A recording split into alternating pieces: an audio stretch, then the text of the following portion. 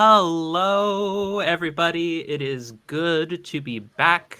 It has been a little bit of time as we had a few little real life hiccups along the way, but it is good to be back here with the Belinay crew as we are going to be getting into episode 2 of Belinay the Deathless Lake. My name is Angela Lemos Mogrovejo. I use she, they pronouns, and I am going to be essentially your Ink Weaver. Actually, Ink Weaver might be my game master title. I'm keeping that one. Anyways, with that being said, I'm going to let folks, I'm going to go around the table, just call on folks just to introduce yourself. So name, pronouns, character name and pronouns, and just like 2-word description of what your character is, whatever it might be.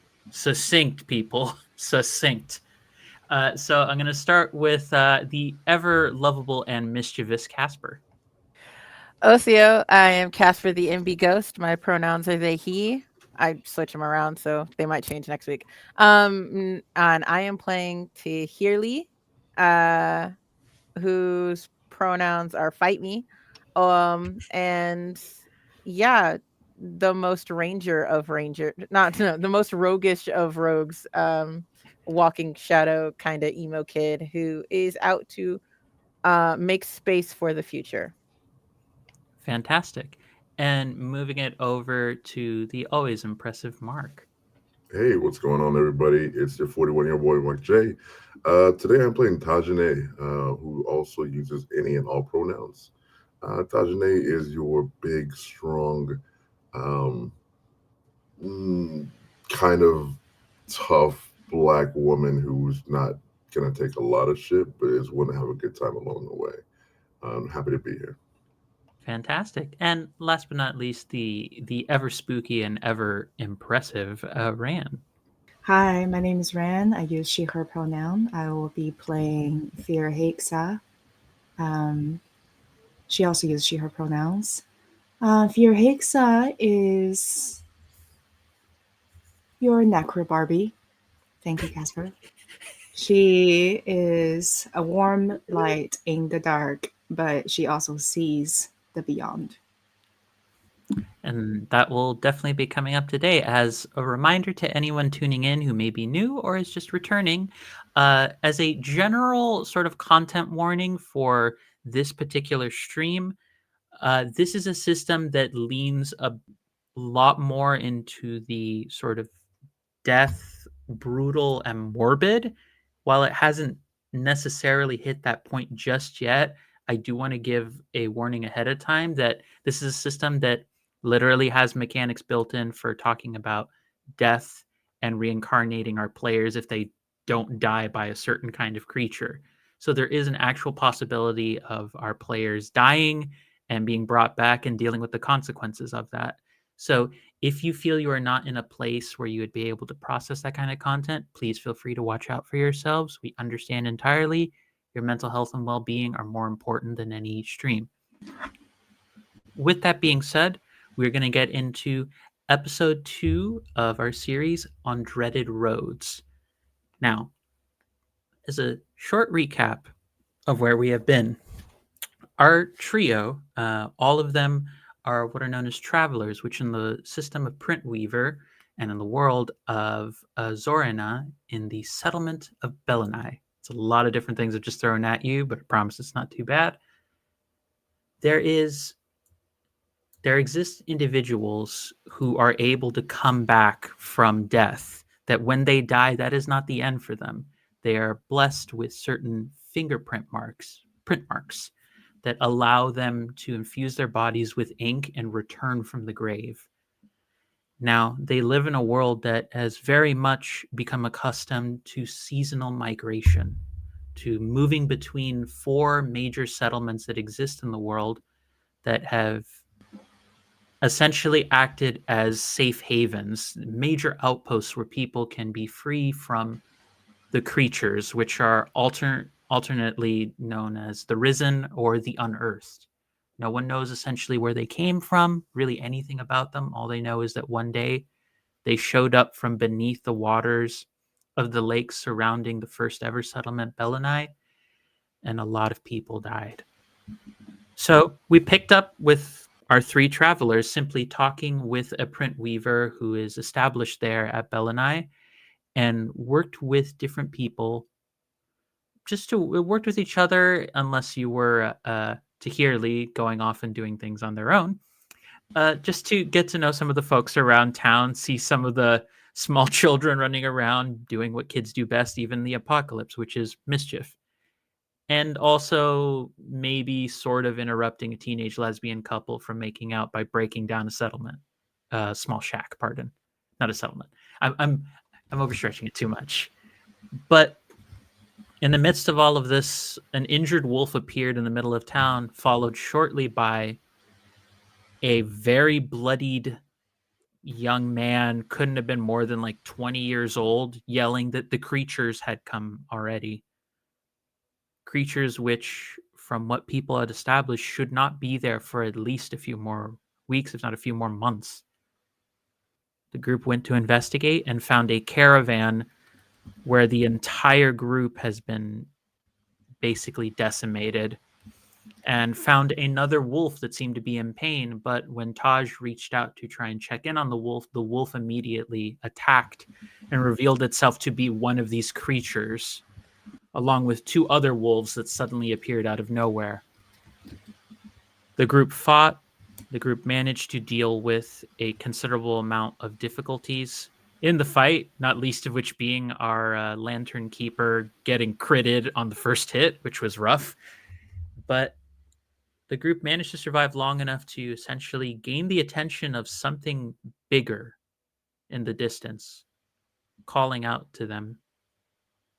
With the wolves disappearing, seemingly, if not scared off by them, not wanting to deal with whatever that creature is. And so, amidst various bodies in a caravan that's clearly been ruined, that is where we pick up episode 2. So everyone, again, you managed to slay one wolf, or wolf-like ice creature, whatever this thing is. And you see that there are various bodies. I'd say at least somewhere in the range of 8 to 12 different bodies, which for a traveling group is still pretty big. What do you do?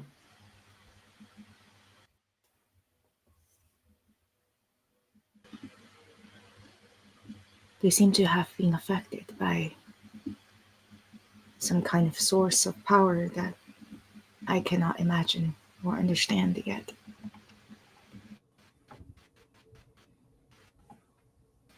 Does it really matter? I mean, we have to hunt them down and kill them. Or it puts us all at risk. I suppose you're right. Shall we go towards that direction? I had a vision just now. A vision? Of a creature that looks as though an anglefish. And like it's going to try to lead us in. Exactly. Swallow us in one gulp. But it doesn't mean we shouldn't go. Then we must use caution.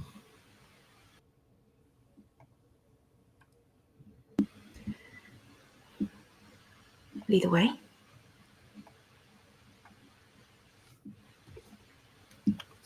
You're muted. Tahirli, what are you doing? The other two seem to be heading, if I have this right, towards the sound of a bigger creature. What are you doing? Hanging back. I will keep them at the ranged, whatever the thing is. Yes, distance. Yeah, I'll keep them at that distance. So when they get attacked, because if you're going towards a creepy noise, you're going to get attacked. And whenever they get attacked, I'll be far enough away that my weapons will be effective. So I'm keeping a nice distance between me and, hey, let's go explore the weird noise. I will say you don't have to go that far before you start hearing something. And a little bit further, you see what it is. It looks as though it is some form of like living ice. It is, if if one were to imagine like a massive construct form entirely of ice, except at points where there should be joints, it's almost like a swirling mass of almost snowflake-like tentacles are keeping the different pieces of the construct held together.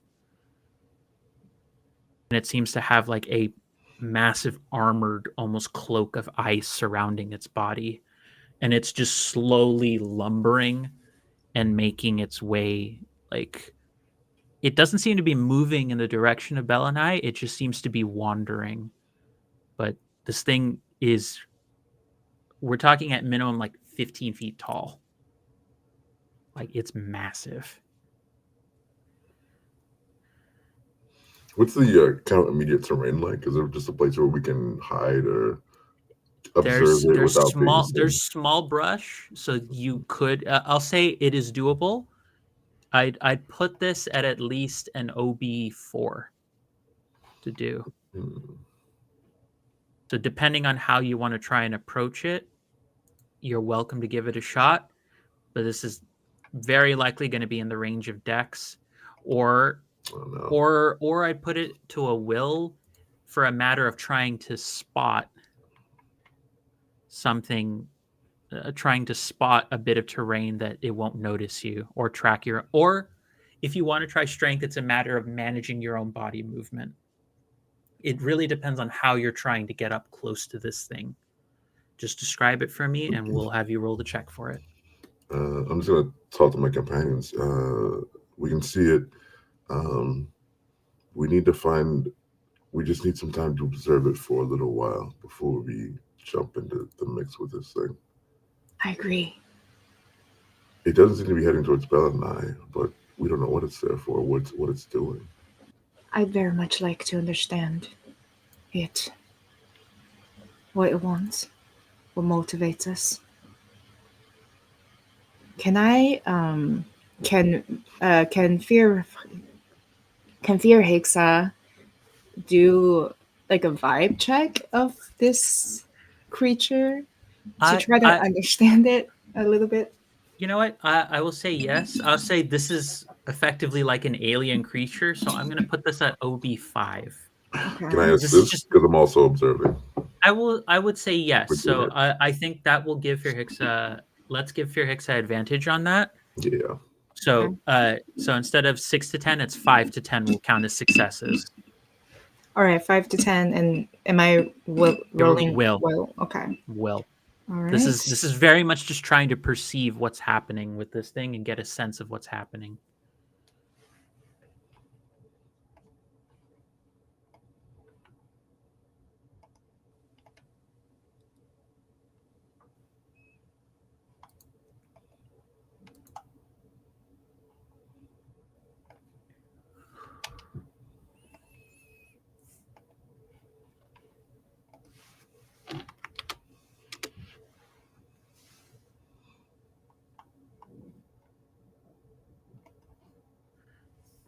Very careful D10 math to figure out how many successes. 10, 9, 8, 7, 8. How many is that? That's 5. That's what 4, you needed. 1. Yep, that's exactly what you needed.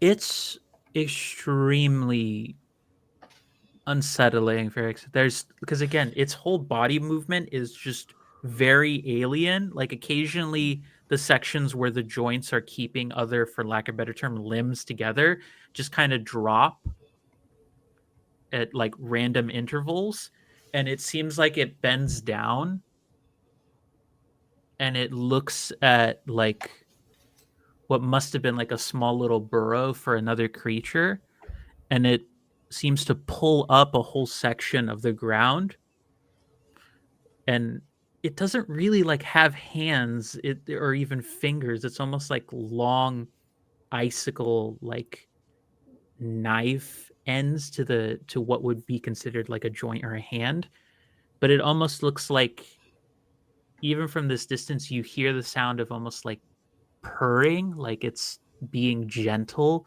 with whatever's happening. And then it seems like it doesn't it doesn't like that it didn't get a reaction, and then the entire bit of dirt that it's pulled up, it just crushes in its hand, and it's just stomping away. It just starts moving more and more. Call me hopeful and call me the glass half full type of gal, but do you see what I see? Does it seem to be capable of caring? Is it trying to be nurturing,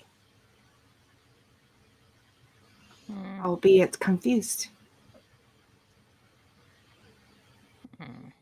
I see it, and I don't want to believe it. These are beings of chaos and destruction. Why would it care? Why would it need consoling or comfort? They reached out to the wolves. I'm not sure, but those wolves, they were affected. And the one we encountered before, it was trying to go against it somehow. I wonder if there are any ways to understand it more. As you're talking, you also watch as this massive creature just disappears from view entirely. Like you're looking 1 second and then you blink and it's gone.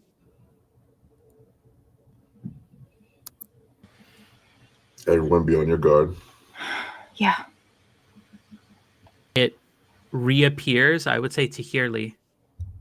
Yeah. It reappears closer to you. It does not see you. It does not even seem to make any movement, but you've noticed that a quality of this creature is it seems to have the ability to just vanish. Cool. I'm gonna raise my bow and aim it at it. If it moves any closer to me, I will shoot it. Fiorhixa is going to open up her book and draw stretches of the ink out, and she's going to sort of say, "One need not be a chamber to be haunted. One need not be a house. The brain has corridors surpassing material palace." Thank you, Emily Dickinson. And with that, she's going to cast Ghost Map. Ghost. What was it? Ghost map. Ghost Map. The area.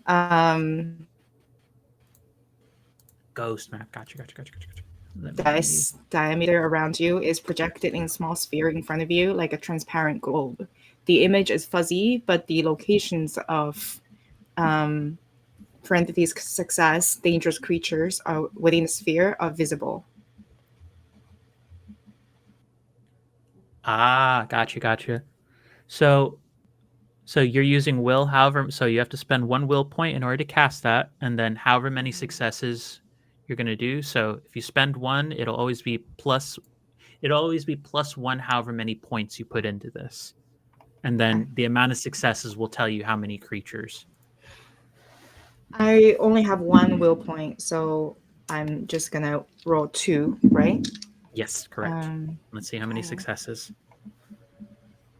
Let's see. Gotta mute myself.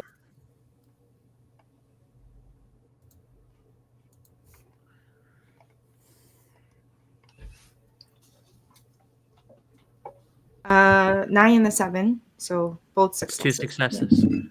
I will say wandering nearby, you didn't notice it before because of the terrain being so just pure white and starting to get covered in snow. And I would say it's starting to get later into the day and you're feeling the cold starting to sink in even deeper, and you're starting to notice it's about to start snowing again. You see what appears to be 2 spectral-like creatures moving closer to the massive ice construct. One that looks as though it's carrying a massive sword that it's wielding in one hand, but it appears to have almost like a wolf's head helmet,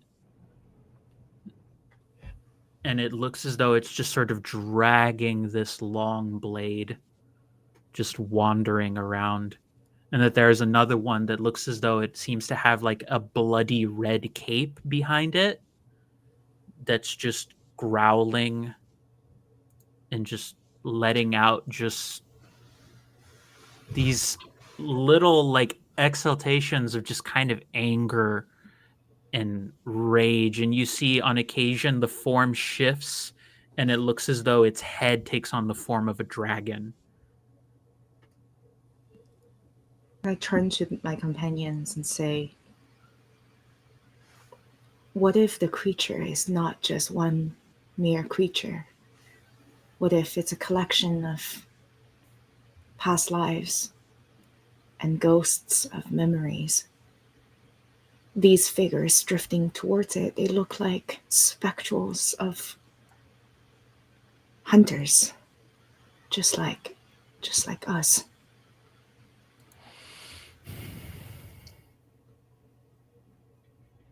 That was a deep breath, Tahirli. Everything all right? I haven't stopped looking at this creature as it transforms into all these other creatures, and I'm just like, I might need a bigger bow. Felix, yeah, you're right though. Even if they are these specters, these beings of past lives, how does that help us kill it? How does that help us take it down? Perhaps in some ways we could reach a part of it if these spectrals become part of it as well. Reach a part of it, like communicate, like correspond with it. What do you mean? I'm not sure. But speaking with ghosts, trying to reach out to spirit, that's what I know.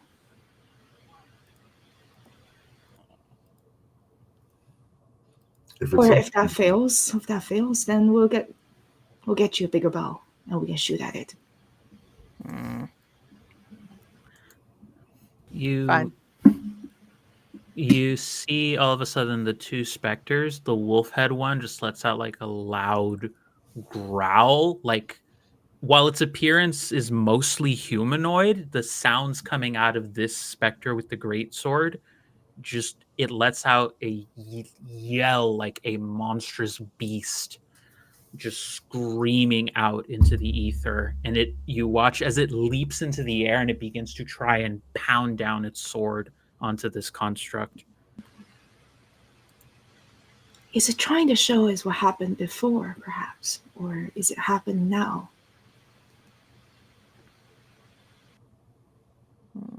Perhaps is it trying to show us the future? The future? Can I so wait, where is he smashing the thing on the ground?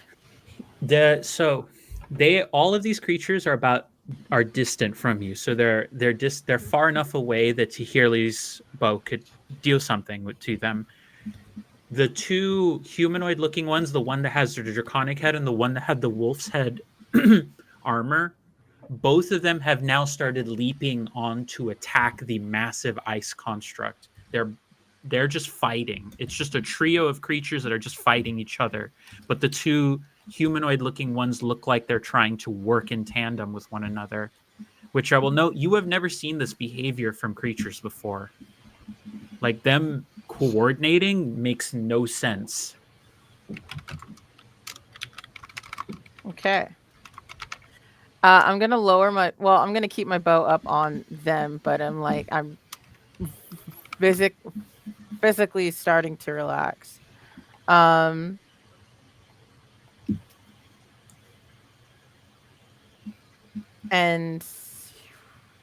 yeah, right now I'm just pretty much like watching, and like I'm watching them like a nature person right now. Like I'm Steve Irwin. I'm Steve Irwining these guys.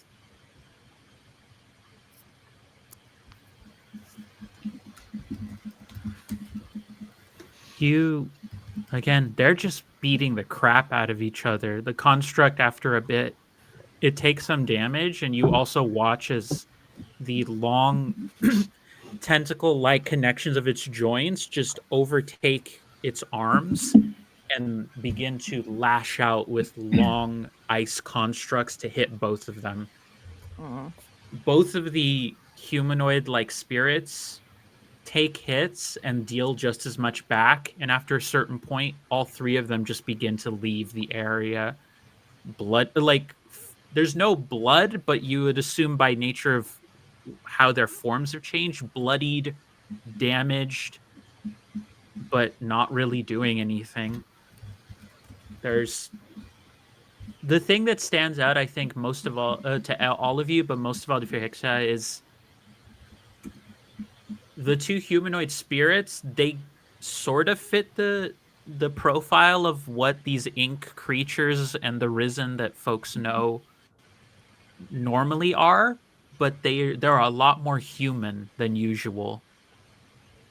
And the ice construct seems to have a kind of tenderness that it's expressing that you've never seen in these creatures before. Normally, they act much more animalistic, like pure instinct. The way that they're acting now seems to be with intention. I feel a sense of, and this is again to the companions, I feel a sense of hope seeing this. The fact that perhaps these creatures have the capacity of something other than chaos and hatred. But I also feel concern. Perhaps it is turning its attention to us. The fact that it is perhaps taking on aspects of humans. Maybe it can turn us into creatures like them. Any of us. And that would make it even more dangerous than before.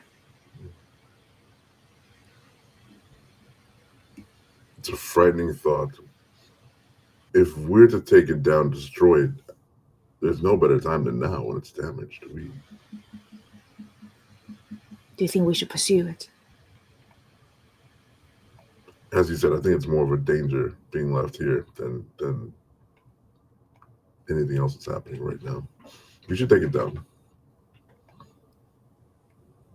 I'll follow you and help if that's your will. After hearing we should take it down, can I shoot off an arrow in like that intimidating way where you're like, phew, and you hear it like whistling in the sky as it arcs, and then it comes back down and hits the thing. Okay. You may do so. Yeah. I forgot what I roll. So your weapon is do you have heavy crossbow or medium bow? I have a longbow. You have a longbow. Is that medium or heavy? That's an excellent question. I just wrote down your sheet, dear. All I said was I wrote down longbow in my right hand, so I'm assuming it's. I forgot where I put it. I'll go grab it. Hold on, dear. Longbow. Let's go take a look. I've got medium armor, so I'm gonna say it's a medium weapon. Yeah, probably wrong. Short bow. And you said longbow, correct? Yes. Okay, short sword, longbow. Yeah, heavy ranged. Double checking Heavy. that. So heavy, so it's distant. So you're gonna roll. So it's range. So it's dex plus 3d10. Okay, cool. Dex is 6. Yep, roll that. Plus 3d10. Okay, 1, 2, 3, 4, 5. So let's see what happens. 1, 2, 3. Roll it. All right. Tell me how many 6 to 10s you got. 6 to 10s. I got 3 10s, an 8, a 7, and then the rest of them don't count. Okay, so that's 5, and you did meet its armor. So with the amount of 10, so it does double damage. So you had 5 successes, and it only has, with its light cloak, it only has light armor. So it only has OB1. So you did 4 over, so that's going to be 8 damage to it. Nice. So that is a very good shot. The creature just sort of turns around.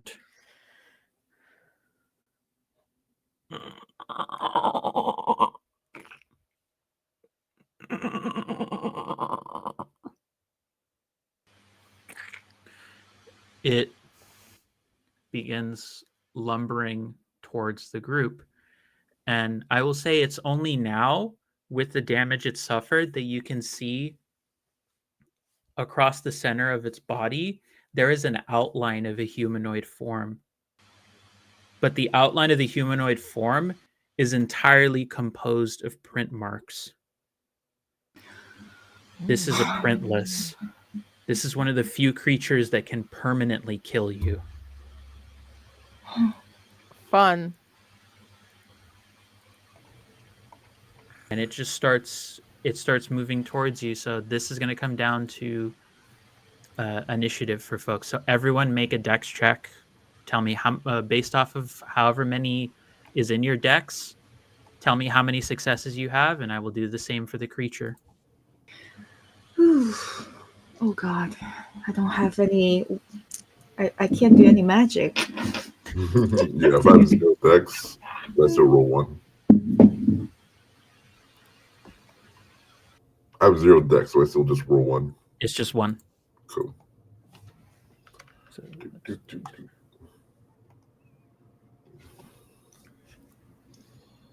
I rolled a 4. nope. No, 2 Success- successes. Sorry. A 2 success successes. is a 6 or higher, right? 6 and higher, yeah. Oh, thank Christ. Cool, because I got 3 6s, an 8, and a 10. Yeah, so the party is going to go first. So you watch as the creature starts moving towards you, and I will say right now it's within close distance of the group, but the whole party takes their turns first. So this thing has already been damaged by other things, so it's already taken some hits. So you might have a chance to take it down before it gets a turn, which I would highly suggest you do, because he's a big boy. But- There is no way to somehow avoid like opportunity attack. If By it's running away, close, right? it's not engaged. It has to be engaged with you to proc that to happen. Okay. So it's close to you. So you could move away and just keep like kiting it away from you. For those of you who know the terminology, you could just keep trying to move away from it, because you and Tahirli really only do better at range, either because you don't want to die or because your weapon is best at that distance. Well, the Yeah. problem is I don't wanna die. my weapon is actually not a ranged weapon. I have a wooden This is a staff. concern. I This can is bunk, concerning. but I also only have 5 points of vitality left. Which is concerning. So a good decision would be to move back. Yeah, I'm gonna move back. Is there any mechanics of assistance or like? I would say let's I mean, I put could shoot it again. Sorry. if there is something else, I would say there isn't anything specifically designed for that. Mhm. But So I have a light orb. So one of my ring, if I kind of like imbue it with my own magic, it starts to Mhm. glow in a like brilliant light that casts away all of the darkness that is starting to descend upon our land in this Mhm. hour, right? Can I activate it to form as a distraction? You know what? I'm gonna let that go. Yeah. Here. Okay. Do a will check for me to see how strong you can from your remaining like energy you can actually infuse it. You don't have will points, but I'm gonna let this be a will check to see if it will maybe help your allies do something, just to how much you can essentially overload the ring. There's not official mechanics for this, but I feel like this is still within the spirit of the system. So roll will and let's see what happens. And then Taj and Tahirli, what are you going to be doing? So we have a sense of what's going to happen. Are you I'm going gonna shoot it with another screaming arrow. So you probably have to back up to be so that it's distant from you. Yes. And then Taj, what are you doing? Gonna rush forward with my longsword and attack. Okay. So check this out. I rolled 1, 2, 3, 4, 5 6s, a 9, and a 10. That's enough. I will say that the brilliance of it is distracting to the creature. Your other two party mates will have advantage on this. So Hey. 5 to 10s. So whatever you're gonna do, roll that now. So Okay. if it's Mark, if you're doing with the longsword, so that is strength based. I believe that's heavy. So Mm, with that being heavy, that is strength plus 3d10. okay. Okay. So Roll them dice again, folks. yeah. 5 to 10 will count as a success. Excellent. I got 3 6s, 2 9s, 2 8s, and a 10.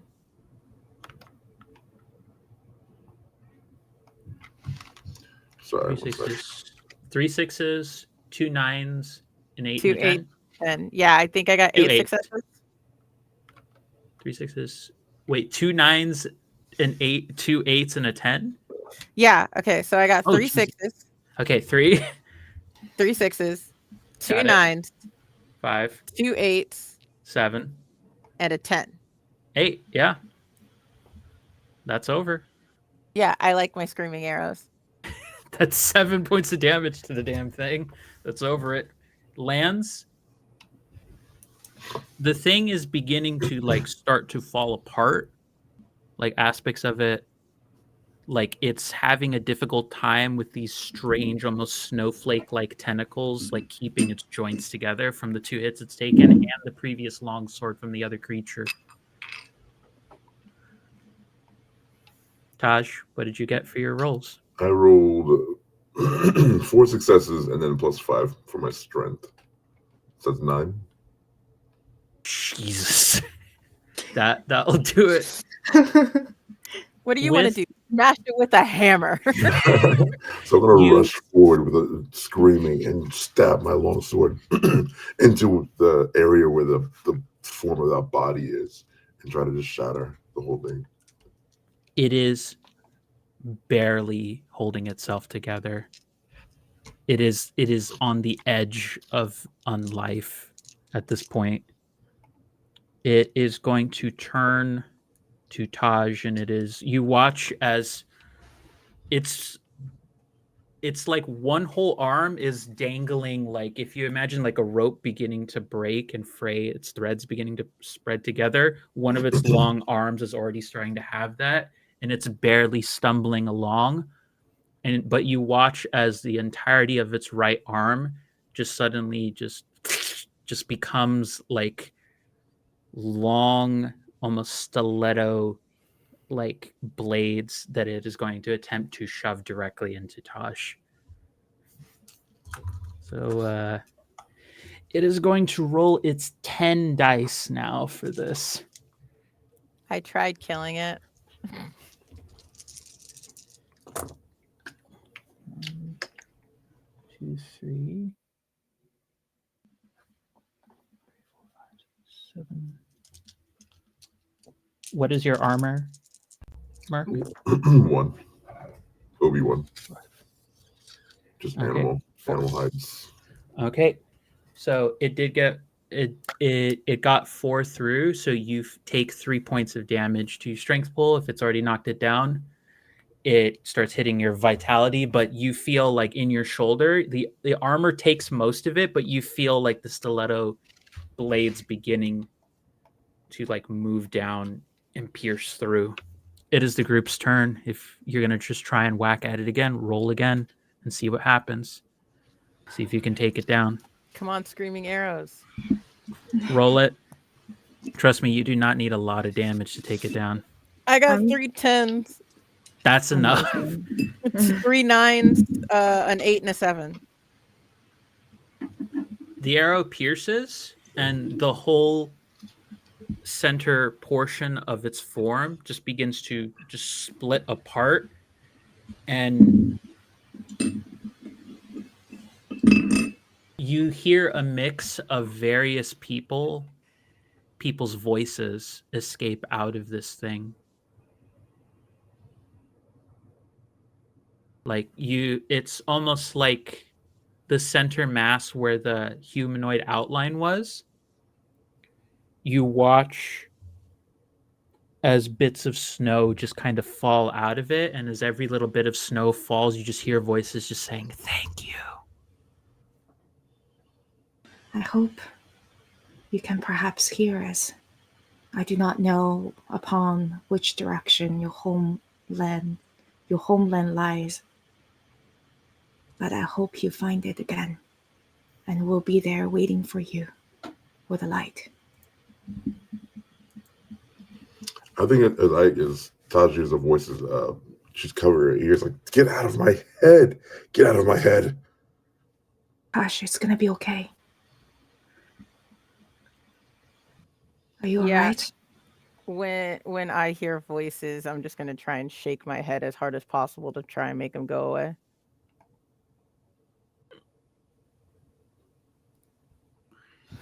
I'll be fine. Just take a breath. Sometimes I forget that hearing voices in your head is not a normal occurrence for most people. You're right. It's not a normal occurrence for most people. I also kind of like I'm looking at the wound in my arm or whatever. I got stabbed, and I'm just like pulling out chunks of ice sickles. Oh God, I can't believe this thing got me. There's still just like a trail of blood as Fear Hixa is walking across the snow now. For right now, you don't see or sense anything in the area, but you do know that as it starts getting darker, the creatures are more likely to start coming out, and in mass. Perhaps we ought to head back. Oh, it's way past time. I will also say that there does appear to be actually, let me roll that one more time, because you did manage to take care of this creature, and there is one other thing, and you also took care of a wolf. There appears to be, as you're passing by the wolf's body, there appears to be a small ring that's fallen out of like its mouth, and there also, as the ice begins to melt into, or as the snow begins to melt into the ice, you also see that there appears to be a rolled up sheet of paper that fell out of the creature as well.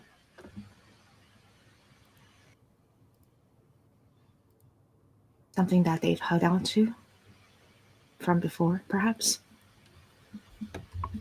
Was this wolf to be engaged?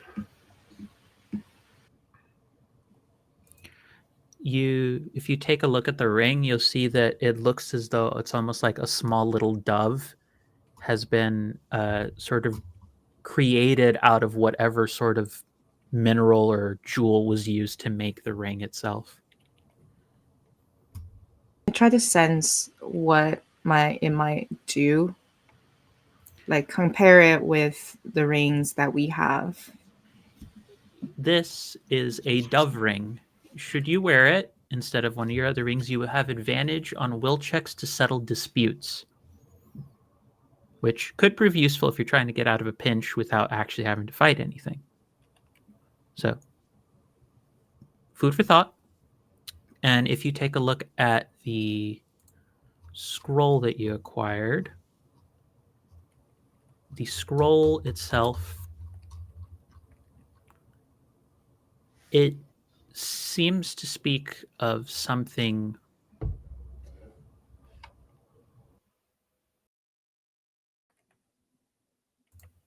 It seems to be a small little story about life and the retaining of it across various bodies and the possibility of returning. This is called this is a reborn scroll. You mark a creature as chosen by Providence. They cannot die for success amount of rounds.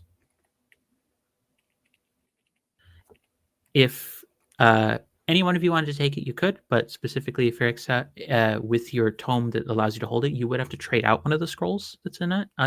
Basically treat it like a book that's housing the actual scrolls themselves, like a compendium that Gotcha. you need to, that if you want to keep your tome still occupying the same amount of inventory slots, you would have to trade out one of your scrolls, or just take the scroll and they'll start taking another slot in your gear. But food for thought. But it's starting to get dark, folks. What are you doing?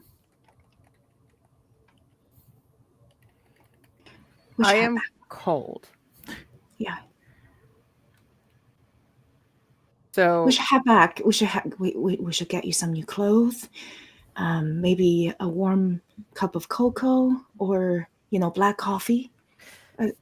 yeah, no, you said cocoa, and I was like, That's but yeah, no, they're like, I'm Tahirli is going to say, I am cold, immediately turn around and start like stomping back to the to the civilization, because they are freezing and they have boots on their arms, like they're walking back with T-Rex arms like this.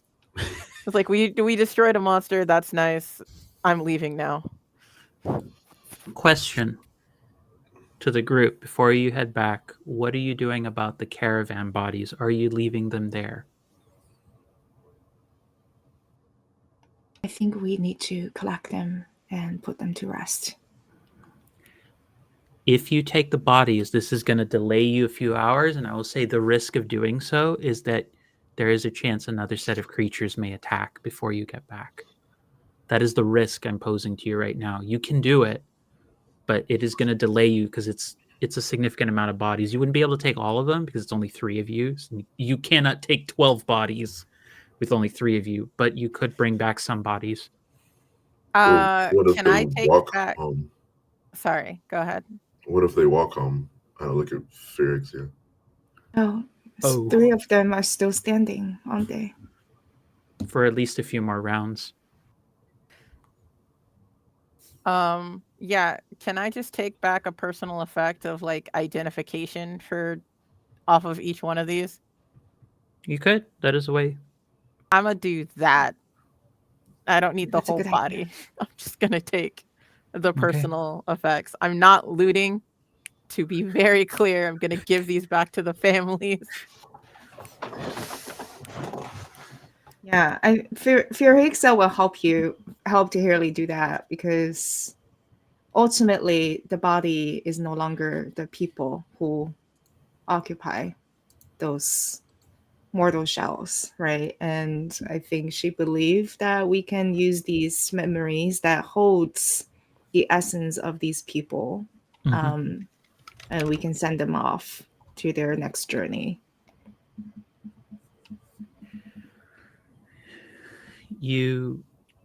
You're able to find a few things identifying from all of them. Some of them look like they have journals. Some of them look like you definitely find at least one married couple, which is a rarity. Not too many folks get to either live long enough to have marriages, or when they do, they're having it very young because they don't expect to live very long. So this was probably a newlywed couple that would join the caravan for safety when it got attacked. And you definitely see a few elders amongst the group as well. It looked like it was a mix of folks who could fight and a few other folks who were looking to be taken care of while they were heading over. But if you make your way back into town, back into the settlement, there's a lot of people who are worried on the edges of the safety ring that surrounds all of Belinay. You definitely hear some people going, George, is George okay? Is he fine? It's like, is Mary's okay, right? Like she was supposed to be coming with the delivery by today. Like, there's a lot of people who are having that look. There's a family of like 7 who look like they have a couple generations within them, who are like, is Eustace okay? Like there's a bunch of them that are just like worried and scared Yes. and not sure what to do. I'm going to anyone who asks where anybody is, I'm kind of just gonna lay out the effects that I have. And say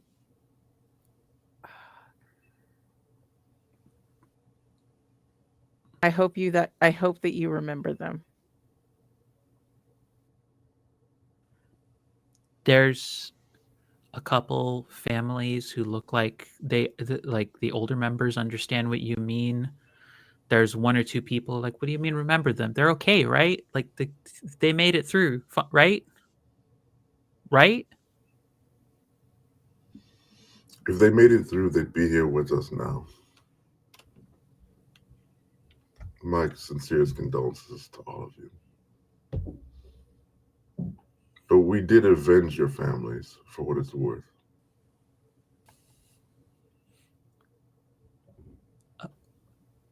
Okay. We are very sorry. And please know that though your loved ones are not here physically, I believe they shall return in the spring rain. And they will live forever after in my head and memories as well. They'll become like a pressed flower between pages of a book. And they will be in your heart forever as well.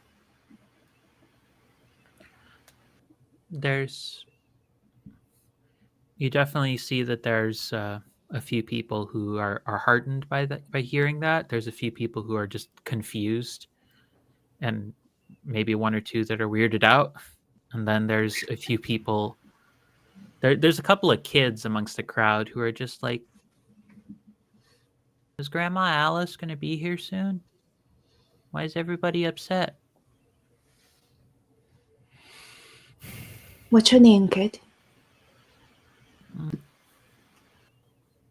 I'm Alex. Grandma Alice, did you say? Yeah, Grandma Alice. Grandma Alice. What's the best dish Grandma Alice has ever made for you? She made me a chicken soup. She used to put like extra little bits of like rice and like these little like slivers of potatoes. Whenever she could get them, she would like fry them for a little bit in a pan, and then she would add them to the soup. And it was like really tasty. It was almost like kind of like having like fried food, but it tasted a lot healthier and it was better. And it had a bunch of veggies. And my mom would always add like these really nice chickens where we could get it. It was really tasty. Am I gonna have soup again? Of course. It sounds delicious. And just now when you were speaking about the soup, can you close your eyes and do you still hear her voice? Well, yeah, but could I hear her without? Could I hear her without having to close my eyes? Could I see her? She's coming, right?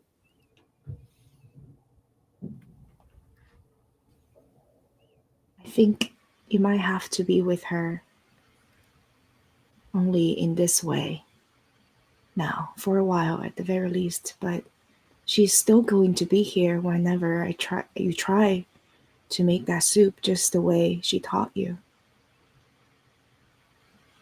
You're going to be the one who keeps her here now with that soup, all right, Alex? Okay. I hope she gets here soon.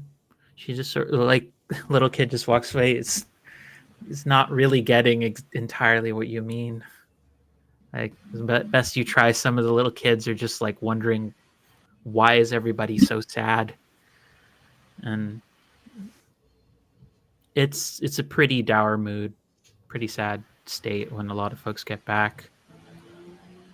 The news spreads pretty quickly, and there's definitely at some points you can hear a few different people getting a little bit angry at folks holding them back from going to go get the bodies immediately. The night is upon us. We shall return to collect their remains in the morrow. But if you go now, there might be more casualties. The creatures might come back out. They wouldn't want that.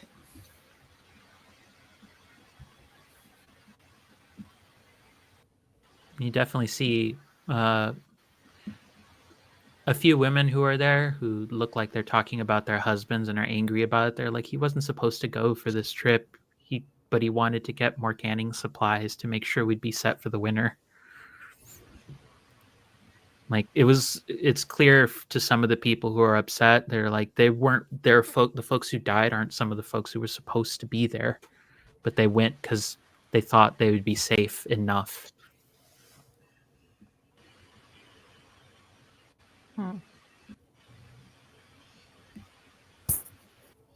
Nobody starts to leave though. Phyrexia, your words are always beautiful, but you hide the truth from them. The harsh reality of what's going on. It's not that I'm trying to hide the truth. It's that I find it difficult to peel off what I hope to be true. Because if we speak of the reality in a way that is the harshest, then there is no way to change it, is there? I think armed with the truth, the people can fight. Or at least protect themselves better than they have. They know what this world is. Their deaths make room for the younger generation. That is not the truth, exactly. The younger generation need protection. So in that way, I do understand what you mean, Phyrexia.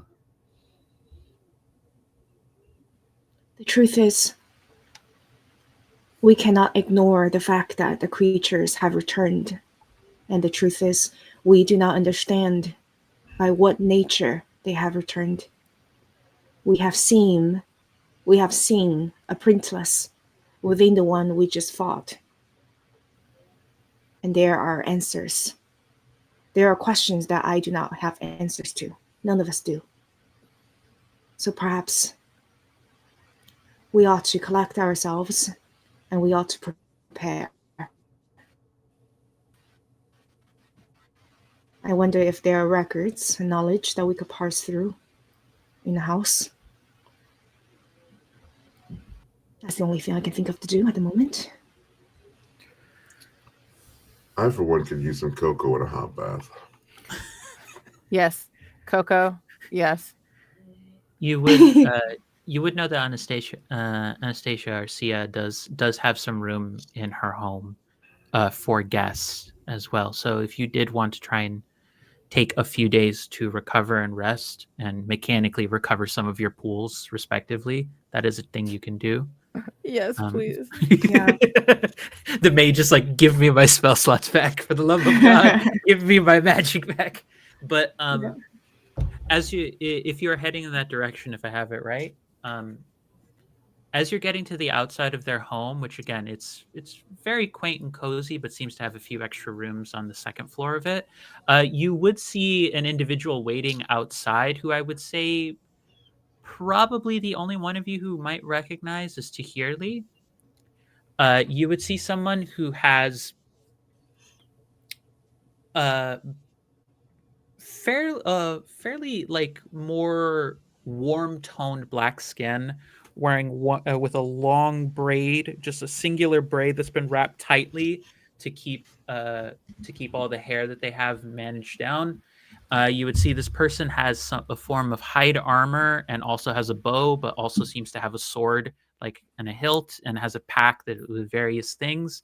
The individual has sort of, it's dark black hair that definitely has a lot of streaks of silver and gray in it. Very capable, sort of always moves with a sense of intention, yet it always seems effortless. You would know this individual as Morgan. Full name Morgana, but goes by Morgan. You would know them as essentially a tutor or an advisor to your particular organization. Probably one of the people who brought you in.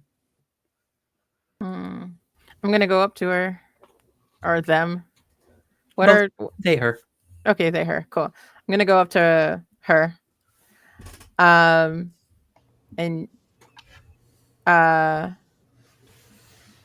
pretty much just be like, Morgan, Edge boy. what are you doing here? I was just hoping to talk to Anastasia for a little bit. I like doing some rounds, make sure everything's on the up and up. I noticed that a small little building was taken down. Was that your doing? Yes, it was a remnant of the past. Very nice, very nice. Very proud of you. We're all very proud of you in a way.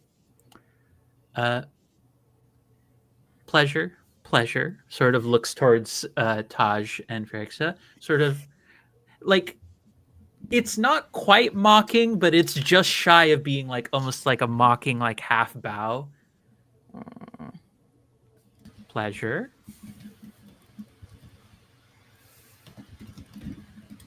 Yeah, these are my compatriots.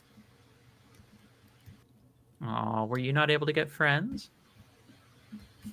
He couldn't afford them. I like you. You have a good sense of humor. And do I have it right? Looks over at Felix. I assume you're one of those lantern keepers by the lighthouses. Do I have that right? Felix. Oh, is she talking to me? Oh, so, Yes. sorry. Yes. Uh, You're good. You're good. She sort of turns her gaze towards her, still a little bit exhausted from the journey. Yes. Hi. I see that you're someone who also see what is more to the eyes. Well, that's a very flattering thing to say. I do try not to reveal all of my, secrets, well-beings, intentions, habits as best I can. But it looks as though Anastasia is a little bit busy right now.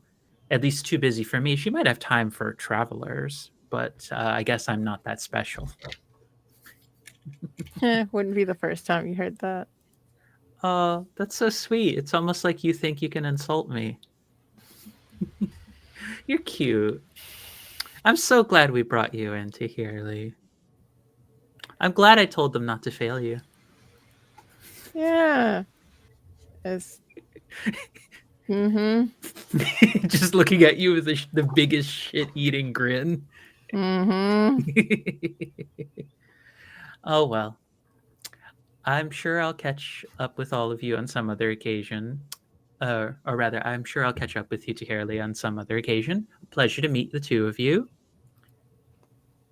I wish you well on your journey, and I'm sure once that one in there is done going through her books and all of that and bringing somebody back, there'll be more conversation to be had later.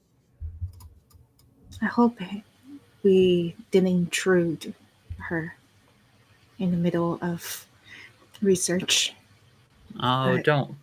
She's just bringing somebody back from the dead. You know, the Weavers, that's what they do. They tend to do that every now and then. Would it be okay if we browse some of the books here? Oh, just go in and ask her. I'm sure they're perfectly fine with you rooting around and interrupting their work. They don't seem to have any issue when it's a traveler interrupting them. So special. You could easily become a traveler instead of being, passive aggressive and stuck up, but Yes, but I haven't been blessed by Providence to keep dying multiple times for an endless cycle of almost nothing. But, not all of us are blessed. yeah, not everyone can be special. But they just start carrying them. They carry themselves off back into the crowd. of folks away. And should you choose to enter the household, you would see actually, you would hear it sounds like the rustling of pages, and almost as though like the faintest bit of flapping. And you see that in one of the back rooms, it's almost like this tiny little nook of a study. You can see Anastasia once again. You can see them once again, but it almost looks like they're moving their hands through the air and pulling ink through various pages and slowly shaping a person's like outline as they do so. Now Yeah. you marvel. I'm gonna turn around because this part always creeps me out. So this is how it's done. Oh, jeez. Apologies. I was not paying attention to anyone else coming in. Hello. One moment, please. And you watch as like they hold out their hands and they suddenly move to several of the pages. Once the outline is more solidified, the pages then begin moving through the air and grasping onto the ink. And you see just over time, the person's outline begins to fully come into focus. Like an actual person gets formed from the ink and the pages. And you just sort of see, it's the most unfortunate part, a nude individual just appear out of that. And you watch them very quickly go to a chair nearby and get a cloak and put them in a blanket and put it on them. It's like, okay, dear, you're going to be cold. It's like,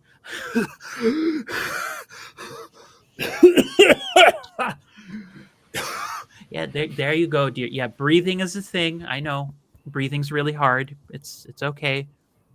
And you see what looks like a very choppy, red-haired, very gender ambiguous individual just sort of there. Like they look as though they have one ring on each finger, one ring on a finger on each hand. Pardon. And they're just like coughing extremely because you've all, at least at one point in your life, had the experience of suddenly having to breathe and it feeling extremely weird. So this person is just on the ground, just Learning to breathe again. I think that we almost ended up on that side of the pages today. There, dear. I think this calls for a fairly strong cup of cocoa, at least. You have marshmallows? I'll use my last bit for you, dear. Just sit there. And this person is just sort of sitting, curling a blanket around themselves, just shivering on the floor, just sort of having that look of like, who are you people? Where am I? What is going on? Kind of I'm look. gonna walk towards them and just put my lantern down next to them so that there is a little bit more warmth just by their hands, I think. Thanks. Just keep a focus on the glow Okay. and keep a focus on who you are, who you used to be, and who you want to be. We're travelers like yourself. How did you go? I just remember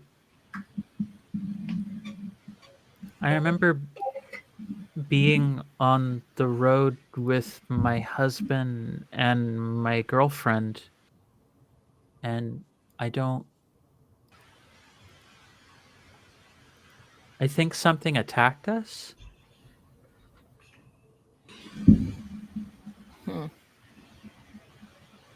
Were you part of the caravan? Oh, yeah. Did What's your name? everybody I'm Bella. It's just Belladonna, but I never like saying the whole thing. It's just Bella.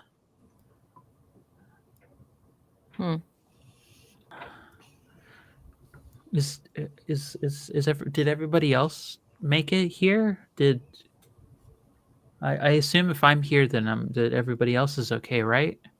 You assume incorrectly. Is this your first time? Anastasia, is this their first time?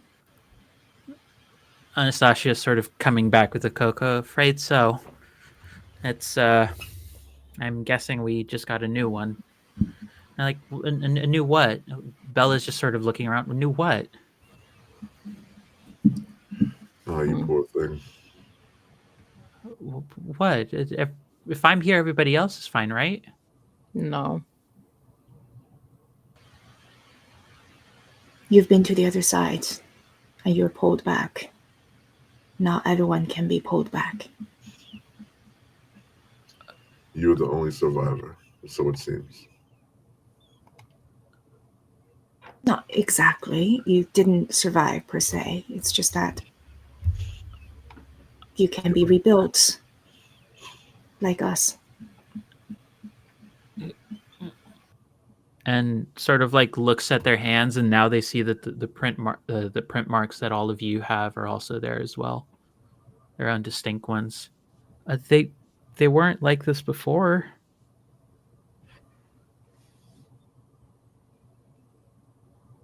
What? It's something of a gift or curse, depending on your point of view. But think of it as an opportunity.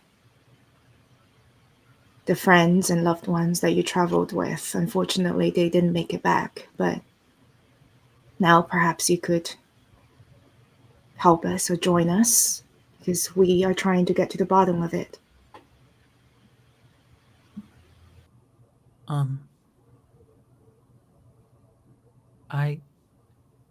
But maybe I don't.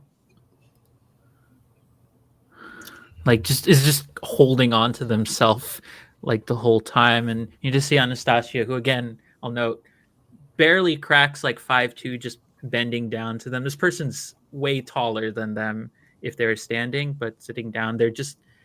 It's such a stark contrast. Anastasia, as small as they are, just has a big presence in the room by nature of what they have just done for this person. Like, I'm sorry, hun. It's you. First times are the roughest. It's never easy anytime you come back, but first time especially. And I'm sorry to say, I don't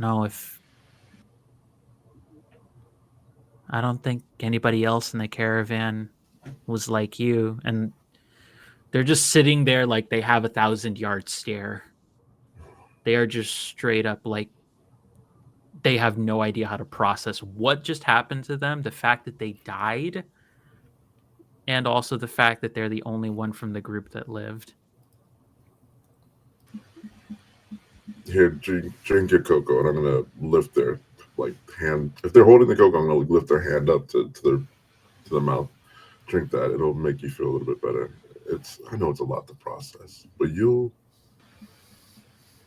come to find the new life you have maybe better. It's a new purpose for yourself.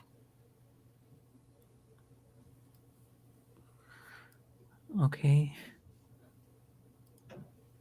And you see Anastasia is just like, here, I'm gonna go get you a little bit of food because you're probably also starving from coming back. I'm just gonna talk with some of the other travelers for a bit, okay, hun? And Bella's just on the ground, just not even crying.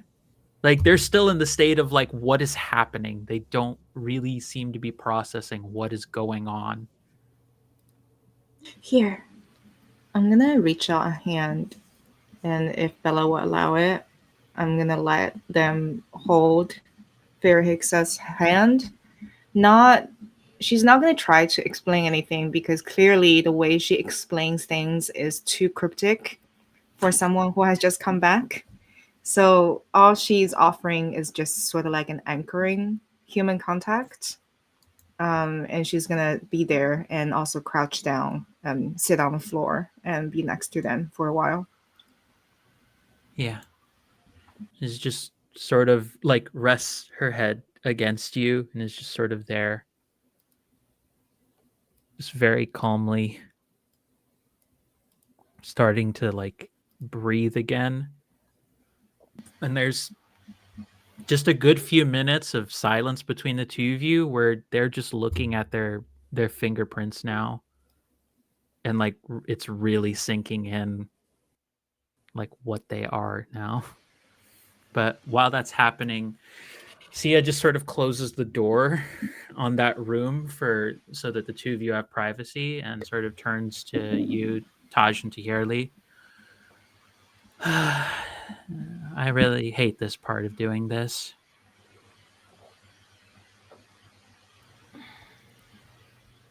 The natural order of things is completely disrupted, and this is the new order of life, death, and then rebirth.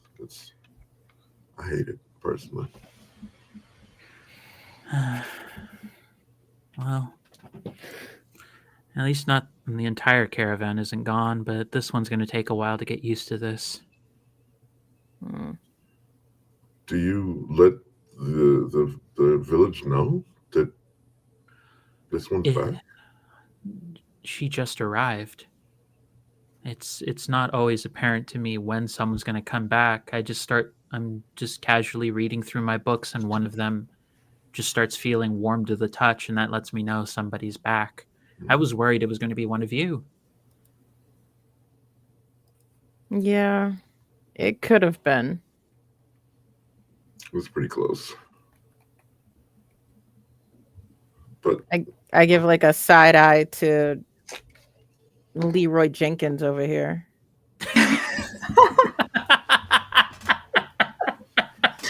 Leroy Jenkins. Well, thankfully, you're a good shot here. Otherwise, I might be the one sipping a blast of those marshmallows. Now that I think about it, You're welcome.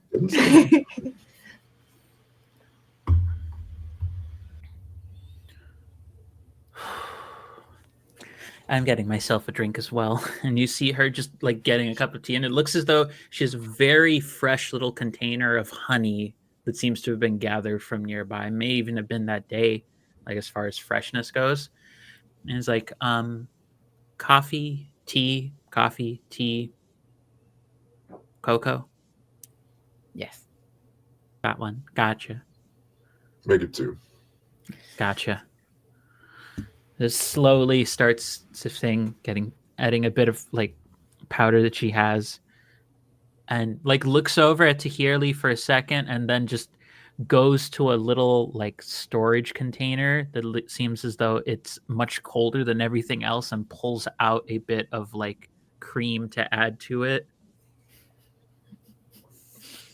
I like whipped cream. Leave me alone. adds enough, as much like just basic hot water was put in, adds about the same amount of cream into it. There you go. That's how you do That's it. the right amount. See, Haley, when did you start indulging yourself with a little bit of sweetness? Are you getting soft on us?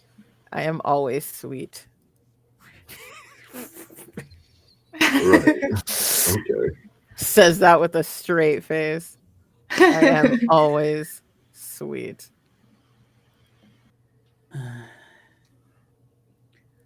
Well,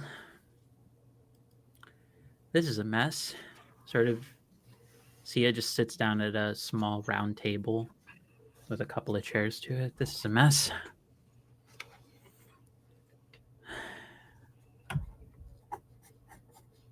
It really is, with these creatures coming early and disrupting the travel and the potential migration.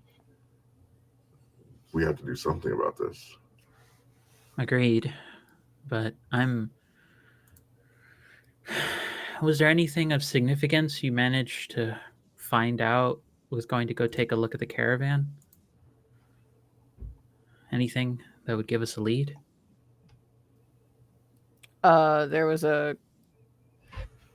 there they seem to be working together to solve disputes. What? They 2 versus 1 instead of 1v1v1. I think on my compatriot means that we saw 2 specters, one with the head of the helmet of a wolf, and the other with the head of a dragon, and they were attacking one of the, I forget what they're called, the big, fingerless, not fingerless, printless. Endless. They were Fingerless. Fingerless. That's Elden Ring. Thank you very much. It's an right. Elden Ring. We're going sticking Dark Souls. They were attacking the printless, and they did battle for a few minutes, and then they both, like the round was over, they both went to the separate corners and went in opposite directions. That's strange. I've never heard of them coordinating like that before. There's not normally the creatures just act on pure instinct. They're not supposed to be able to coordinate in that way. Do the beings with the wolf head, or the wolf helmet, mask, what have you, and the dragon head, do those ring a bell? Or is that something we might be able to find out more? I could take a look through my books. It might take me a few days to see if I can find anything, or find out who might know more about any of this. But let me. Yeah, this might have to be something that I get back to you on, and it might be good to take the next few days to get supplies ready, because I think regardless, this is going to require a trip to another settlement for more information. I only have so much information with me here. Well, please let Fairhixia help. I know that she wanted to be of assistance in researching. Oh, of course. I'm very fond of her as well, and I'll see what I can do.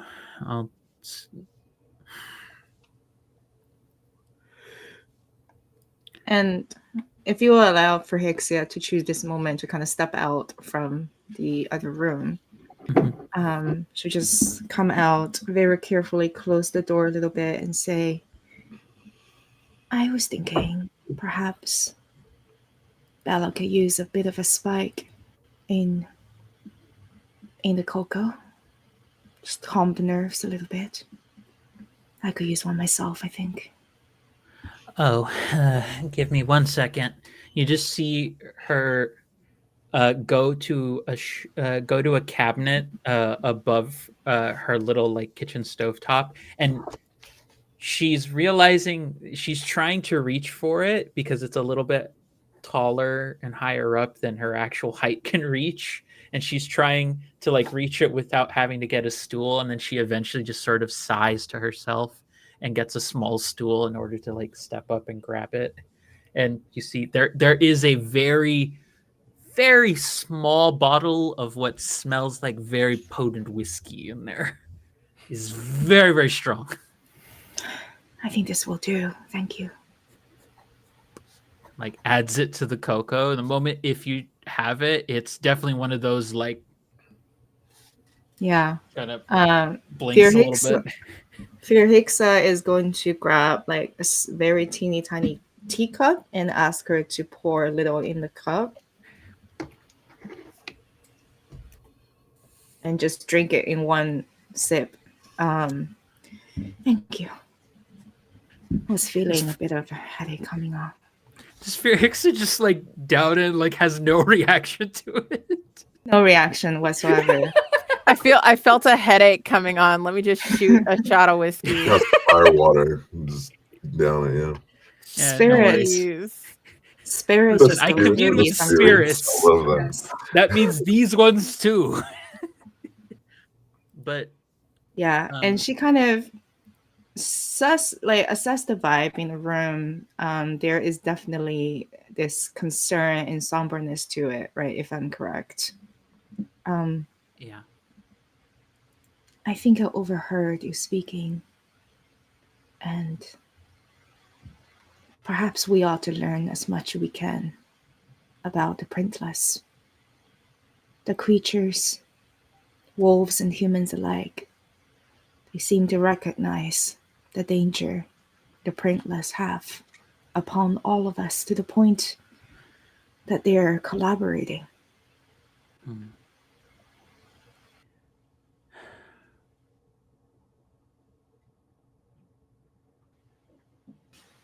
I should like to stay and read through whatever tome you might be able to share if you wouldn't mind. Perhaps Of course. expedite our process. Of course. I think why don't we see what can happen over the next few days and make our next plan from there.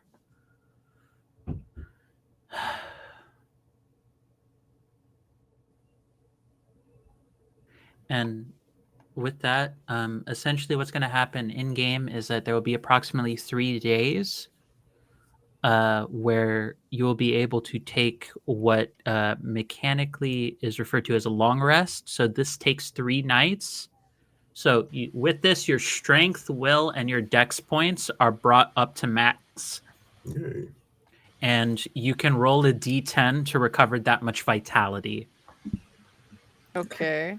So hang on. Everything's back up to max.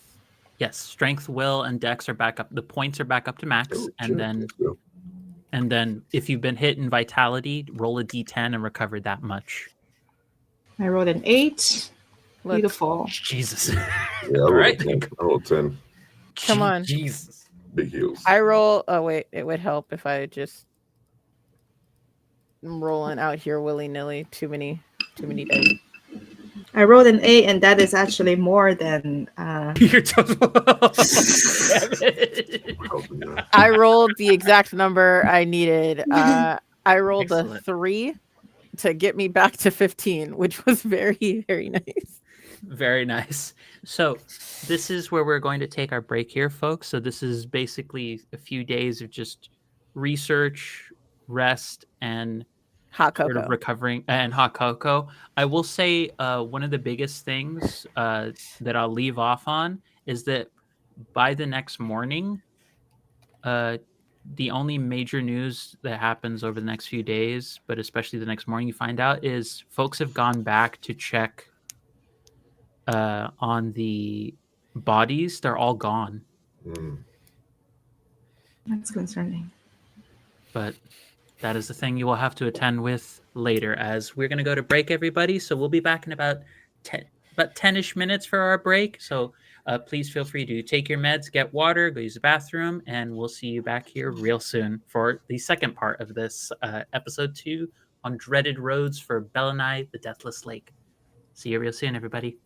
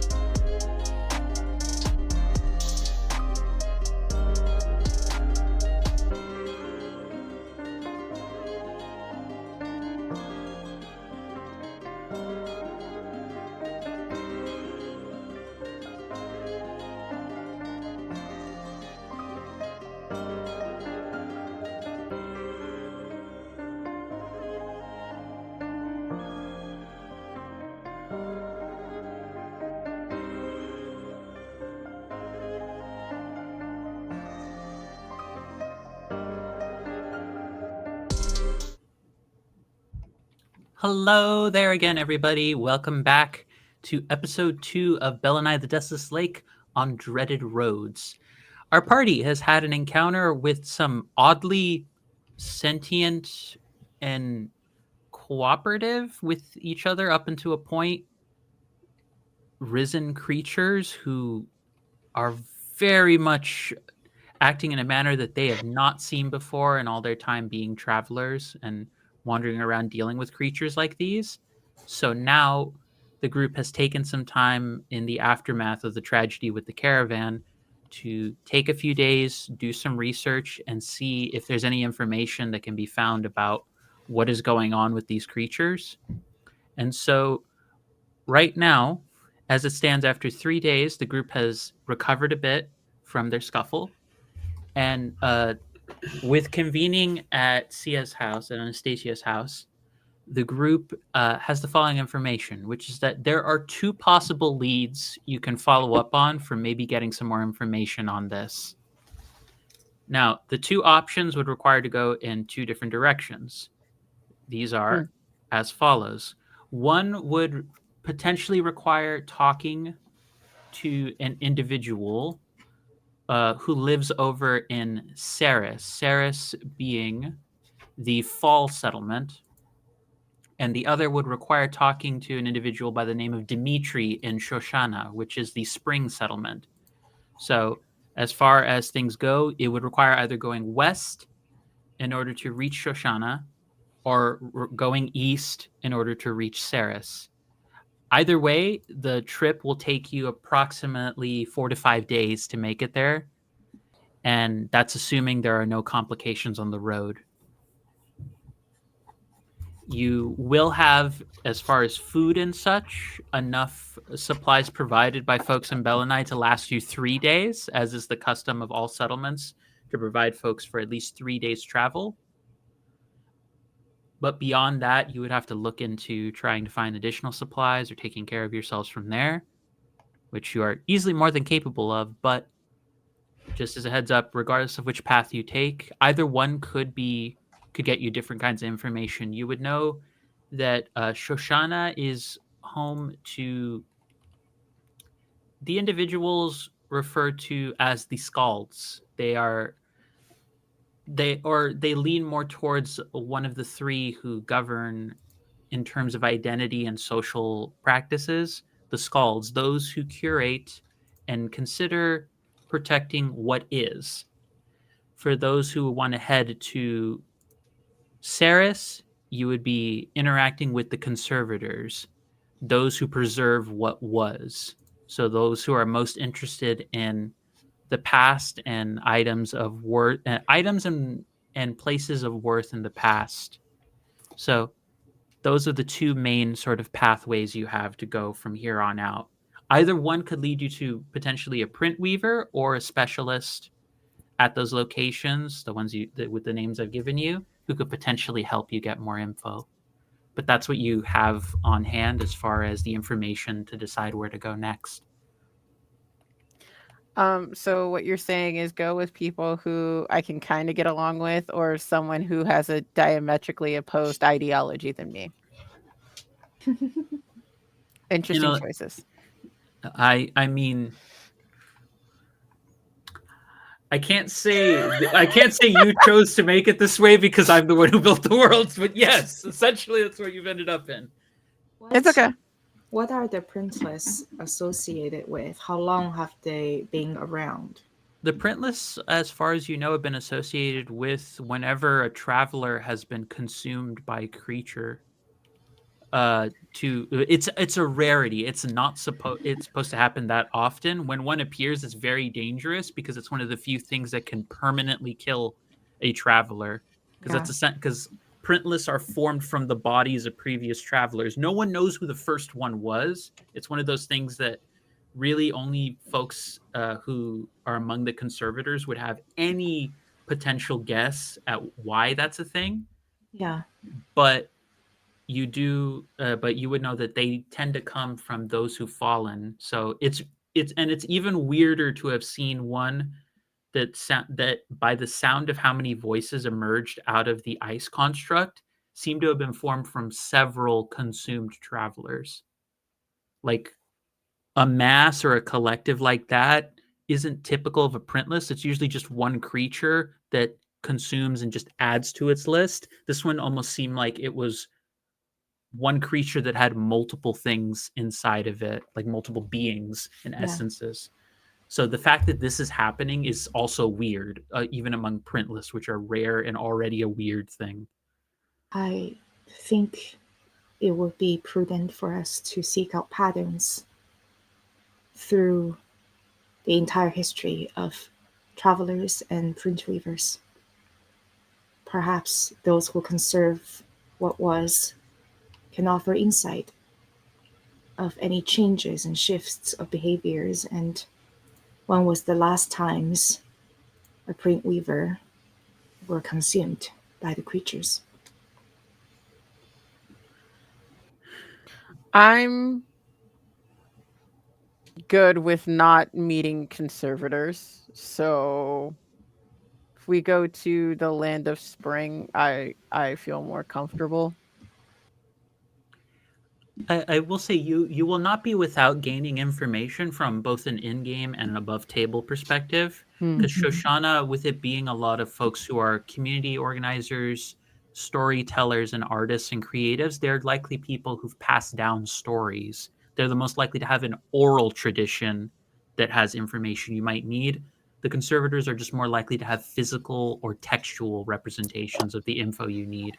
So it's a matter. It depends on which route you want to go in terms of getting your info. So then it looks like I'm the tiebreaker. I, for one, think that Tahiri could use a little depth. Maybe be exposed to people of different belief systems. It can help you see the world a little bit differently. There's nothing wrong with that. There's nothing wrong with your current belief system, but it's a big world. You might learn something about yourself along the way. Thanks, Dad. Did you give me my booties back? No, and I'm not going to now. Well, do take care of them. They mean a lot. They're mine. Casper, I feel like somehow I adopt you in every game that we every play. game. And we're not meaning to. Another game happens. Mark joins. Casper joins. The same dynamic happens. This pattern. This no, you know what it is? It's a canon event. It's a canon event. Whatever game we play, Mark, you are always Dad. I'm not trying to. It's okay. That's what makes it even better, is that it's not intentional. You always hit me in games where I'm playing some really strange child. So it's always a child. But it's fine. I'm not gonna unpack that with the therapist at all. We're gonna be fine. Let's go, guys. We're going. We've decided we're just gonna move on. Do you Setting think us go. Bella shall come with us? Perhaps that could allow them a new purpose. I think it would be their choice. Are they a fighter? I mean, they might just slow us down. What does it seem like they can do? Die. Damn. You're not wrong, but damn. That's the one thing they can't do, it seems.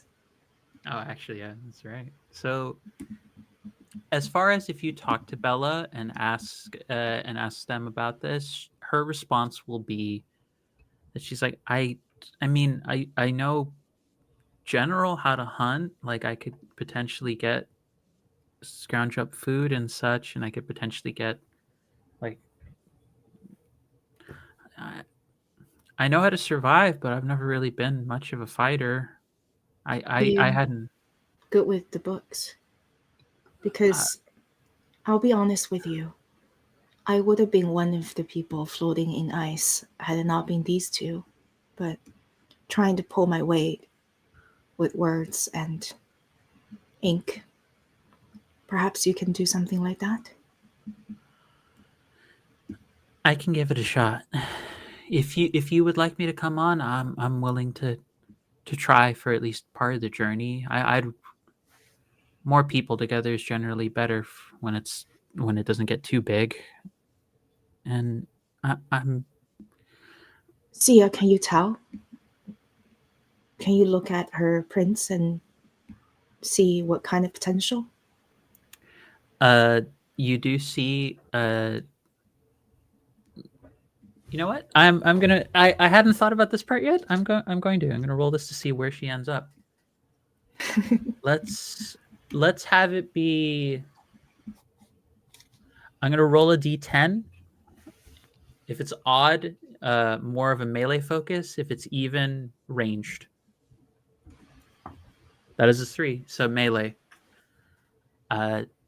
She probably, from what she can see, from what Anastasia can see, is a little bit more light-footed to Taj's like much more like able like longsword kind of approach, but could also go in a scrap. So I will make up stats for her for next session, but she will probably lean towards a little bit more of a dex build with maybe a little bit of will in it, but definitely not a strong person. She's not experienced either. As noted, this is her first time dying. Her fingers made her a ranger too. I get it. No, made her a rogue. Never mind. That's better. A little bit more. You're the ranger. You're the edgelord ranger. This is just a person who happens to know how to maybe work with knives and such. Okay. Like something a little bit light on the lighter end of things, but could scrap if necessary. So Be nice if Tash, you could have someone look out for you in the front. Of course. I used to be a hunter myself before all this began. It'd be good to have another hunter with us. I'll do my best to help out and pull my weight. And if you don't, we'll leave you behind. Oh, okay. Well, if you die again, you'll end up in this place, I think. Has deer in headlights look on her face now of like, oh God. Oh, and if it makes you feel better, if we are in a situation where people might die, I might just end up here with you as well. Don't die. That's good advice, yes. We'll take good care of you. Thank you. But with that being said, if the group is ready to set off, it'll be probably not too early morning, but it'll still be start of the morning. You'll be able to set off from Belinay over in the direction of, it sounds like if you're heading towards the conservators, then you are going to be heading in an easterly direction towards Saris, towards the settlement of Fall. It is very cold. This one is already apparent, but the snow has made movement a little bit trickier and a little bit rougher with getting through the terrain. There's occasional moments as you're traveling where you feel that sense of like, okay, step, sink, step, sink, step, sink, step, sink, and then have to be pulled out for a bit. You can tell Bella definitely has a nervousness to her about the whole process, but it seems as though her own instincts are a little bit better than her conscious awareness of things. She still seems to be able to sense where different things are happening and how the different areas are meant to be handled. And the terrain starts to shift from the northern mountains and the lake that you've been around to where you start seeing the faintest distant outlines of what look like massive trees, ancient as though they haven't been touched by civilization for centuries. And you carry on forward, moving through nothing too heavy in terms of weather. But as you're traveling, you come upon what looks to be along the road that is present from what you can make out. There looks as though there is a small circle of rocks that have been arranged, and it looks as though whole handprints have been left on a stone tablet where it looks as though it's a shrine to Providence has been set along the road. Various people likely have left their own marks there.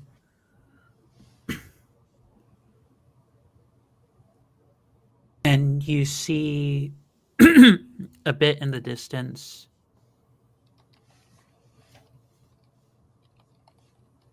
some small ways away from the shrine.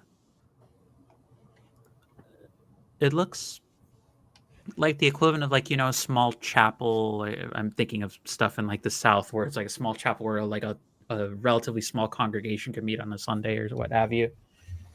And it looks as though there's statues on the outside of it. But that's the most noticeable thing you see on your first day of travel. Like there's statues outside of this chapel. How old do these statues look? Do they look well kept, or are they like crumbling? Are you getting close to them to look? Yeah, sure.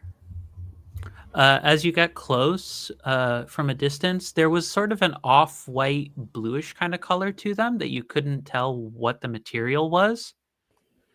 And as you get closer, you actually see that it's not stone or any other material normally used for carving statues. It's ice.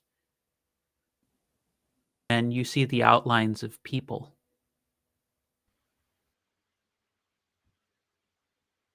Hmm.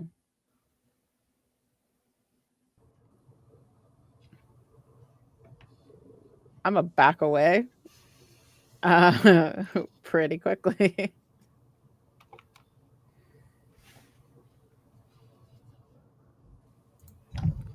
So they're just like frozen like ice pops, Yes. basically.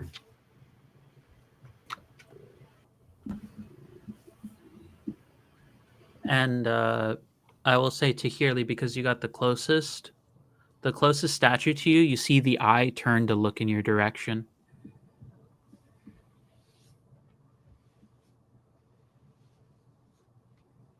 I'm going to pretend I didn't see that, walk back to my party, and just suggest we keep moving. Are you here for the ceremony? You hear a voice speaking from the statue. There's no lips moving, but you hear a voice speaking to you from the statue. All of us?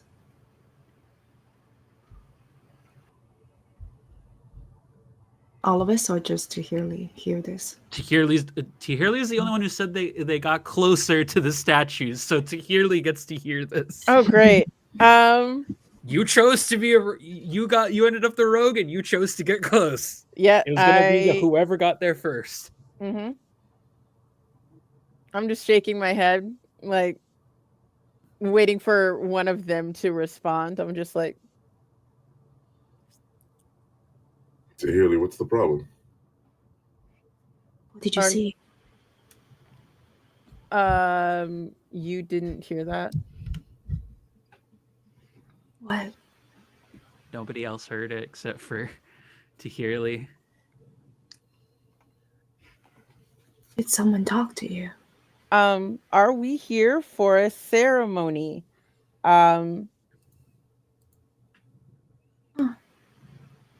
Are we getting closer to Ceres? What ceremony? I'm speaking into the world. Oh, the ink is coming to bless us. We'll all be fine soon enough. We'll all be safe here. You guys didn't hear that. Now they heard it. Oh, thank God. Okay. The first bit, because Tahirli was the closest one, they only spoke loud enough for Tahirli to hear. Now that more of you are there, they're like, we'll all be blessed. We'll all be safe here. You speak of the ink arriving to bless you. Yes, we'll be fine. We'll all be great here. How long have you been here? Oh, it hasn't been too long. We've been here only about a month, but we've been fine. We've been safe. The markings you can see on the temple, which as you've gotten closer looks in terrible disrepair, they look significantly older than that. A trap for unwary travelers. Hear the voices get lured in, and then you're frozen like the rest of them. Perhaps Frozen? the memories. Frozen? Whatever do you mean? The Like, clothing. They're just like stuck like this, by the way. They're just like looking at you, and one of them even looks like they had like a smile on their face while frozen, and they're just talking to you. The clothing that they're wearing, do they look like it's from many generations ago? It looks at least 1 or 2 generations back. Okay. It's been here a bit. Does my hammer fist Hulk smash move work with me not touching something? No. Damn. Okay. Can I twist my ring a little bit and just very softly whisper into it? Spirits of the land and the sea and the ancient trees surrounding Ceres. What happened here? So which ring is this one? This is the one you can ask a vague question. Yeah, the ring of answer. You get, again, like almost your consciousness pulled out of your body for a moment, and you see like a much warmer day, like bright and happy, and then all of a sudden all you hear are screams, yelling, and then you see what looks to be a massive humanoid shape, very similar to the one with the bloody cape you saw earlier, the one with the dragon head, but now it just breathes a like breath of pure ice and freezes everyone. And then it just moves on. Opens her eyes, shivers a little bit, turns to Hurley and Taj and Bella. A princess happened to them. That's what happened. Not sure how long ago. But somehow I think whatever happened to them preserved their memory. What they're saying is almost like an echo of who they were. What do you mean memory? We're all fine here.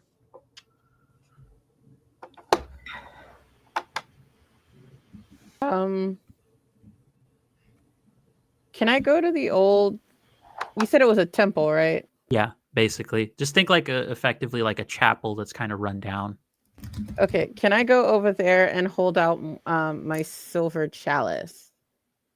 Your a legally distinct sting chalice. Yes, gotcha. As you do, there doesn't appear to be... There's nothing glowing. There's no danger in the immediate area. There's just the mark of what one of these creatures did. Here, this is effectively a garden of ice statues. Oh, hello, cat. I love you. I saw cat. Quick glimpse. And you said this was like an older temple? Yeah, it was much older. It looks as though it would have been in a lot of use before, but now, like, even as you get close and you stare in, you see that there are various people who have like their hands aloft in like praise and like reverence. Like I'm there going. was this was probably just a congregation of people just getting together one random day. Do I remember anything about this place? The deity that they pay respect to? Somewhere deep down. It looks as though, given the shrine you saw, it was just a temple to Providence, to the overall being who's said to have blessed the print weavers with the ability to manipulate the ink, and the ink which fuels a lot of your own abilities and skills. These are just people who are giving thanks to it, and they're just immediately frozen over, and now they are alive and they can't die. I'm going to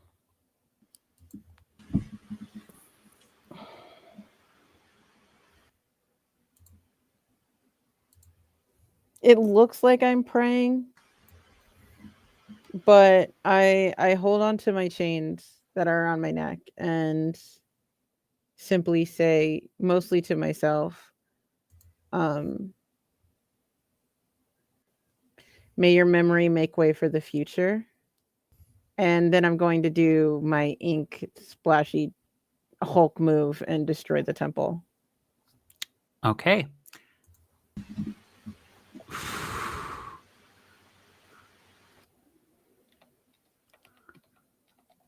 I would like you to roll dex for me. Spend a point of will and then roll dex for me. Is there any additive? Nope. Do I add anything? Just roll your will. dex. Okay. All right. Dex. I got 10, an 8, and 2 6s. So the OB was 5 to do it because this is a much bigger building than just the shack that you were dealing with before. You crash your ink-infused fist into a side section, and it's more like a piece of the ceiling begins to drop, and as it does, it falls down onto a small section of the frozen congregation, and you just watch as various statued bodies just shatter into pieces.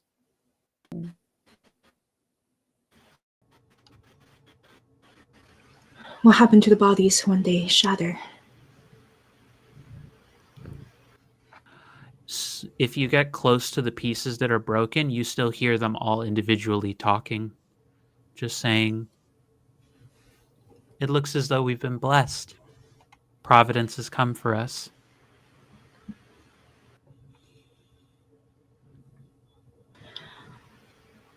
I hope you find your way home. We are home. We're all happy here. What is happening? Taj, do you wield a hammer of any kind? An axe?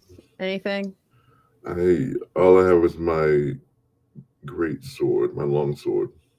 Cool. I'm gonna borrow it. And do what? Tahirli, stop. To smash Stop the it. temple. Stop it. You show up and destroy everything we come across. It's older than you want. This is not yours. This is not your decision. You do not own this place. You do not destroy what you do not understand. I understand these people are trapped. You do not destroy ice by mere force. You destroy ice by warmth. Okay. Show me your warmth. Free these people. I think I need your help to do it, but we must try. As a reminder, you all do have torches. I'm gonna take one out and start to try to melt the ice. As Can I like spend a will to like magically make the torch just warmer and bigger? I will say no in this instance, Okay. but as you move the torch near some of the bodies, the ice along them begins to melt, and their bodies just begin to fade away as the ice melts around them. And very faintly, you just hear the sounds of just a few different voices just saying, "Thank you." I'm gonna take a torch and burn the building. Can I It's try to already stop broken. you? It's already broken. Tahiri, you've seen what Felix has done, right? We can set them free. We don't have to just destroy everything. There is something that remains in this temple that might give us answers.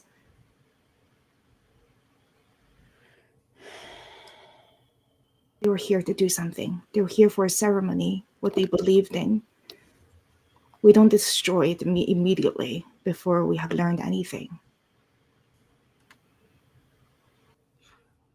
Fine. I hand you the torch and then I just walk away from the temple. If we do not learn anything afterwards, I will give you back the torch, and you can light it up. Learn what you must. But you can't borrow my sword. Just want you to know that. Fair enough. Also, looking at the sword, it's probably like twice my size. I'm like, it was wishful thinking trying to use that sword. It's like, you can't borrow my sword, and also, even if you could, you don't have the skills to wield this thing, baby. I do not. Like Casper knows that going in, but like, no, Tahiri's just like, I could do this. My ink fist thing didn't work. I only had one shot. See what we got. I will say, Hexa and Taj, if you take time to keep like taking a torch and such to work with things, you can slowly start working through all the different bodies. It takes a little while, but you are able to go through everything. And there is actually a moment where best way I can put it is you have like a podium sort of section where likely someone might have like spoken to the whole of the congregation.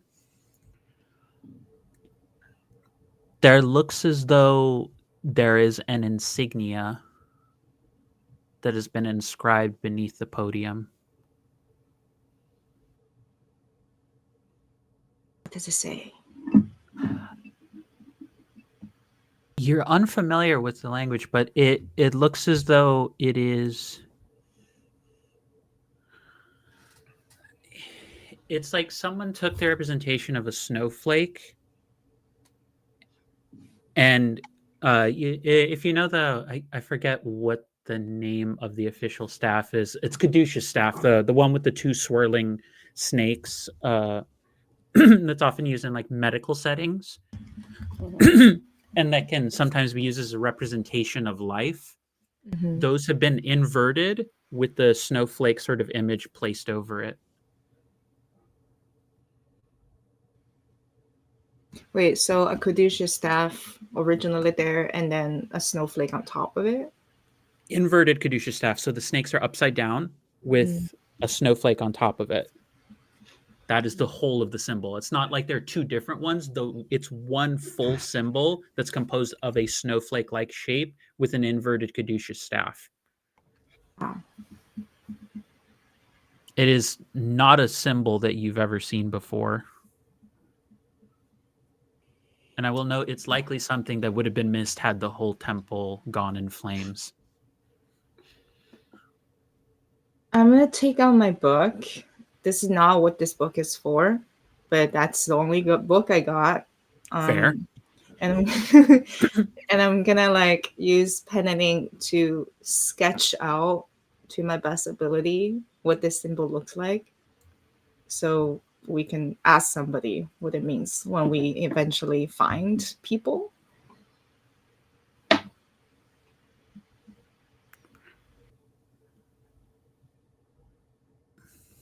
You take the time going through the bodies, and it's much the same.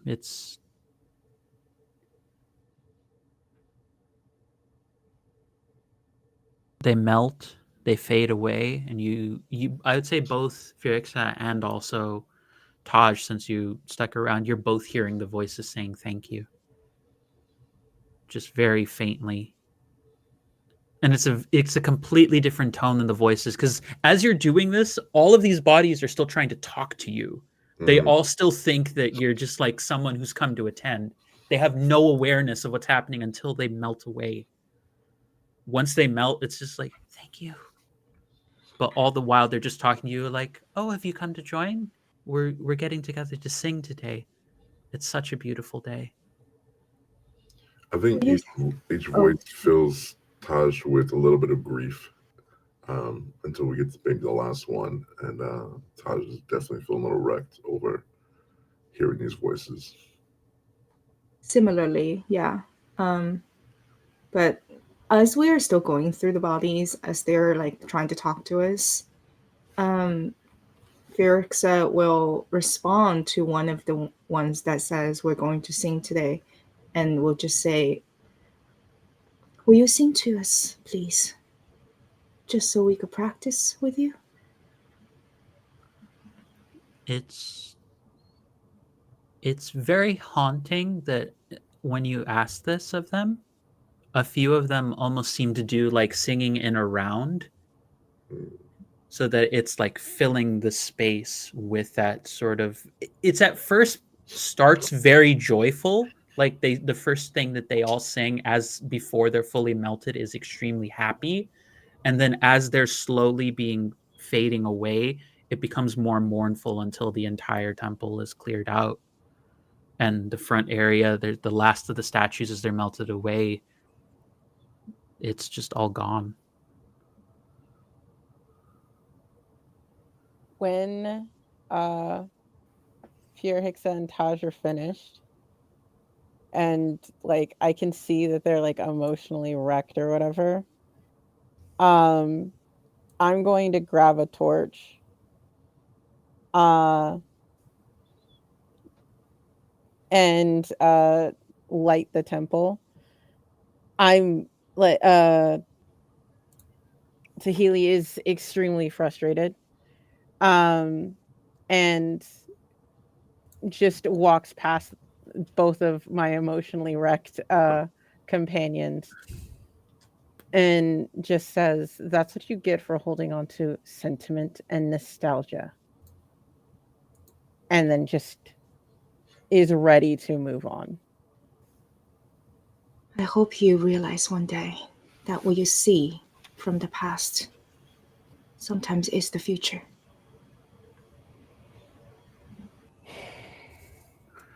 But we have learned something, I think. I wonder what has summoned them here.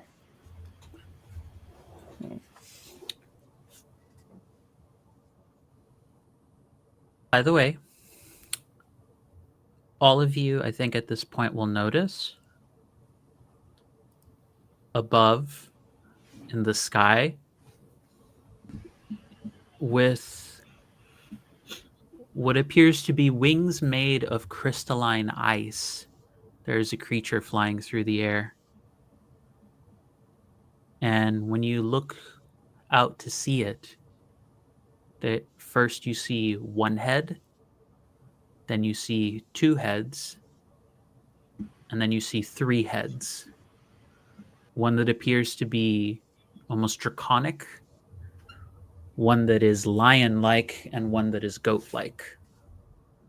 The entire body is covered over in frost, and it looks as though the back of its body, it has a long tail ending in a sharp stinger.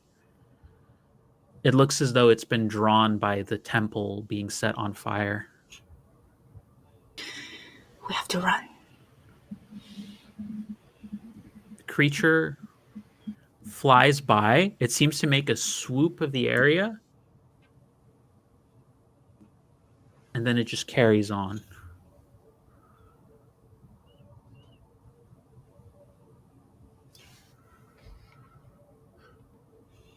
Do you see what you summon? Like when you just wreck everything, when you destroy things, you invite things even worse sometimes. I mean, we were able to set the spirits free, and I get that's what you were trying to do by destroying the building, essentially.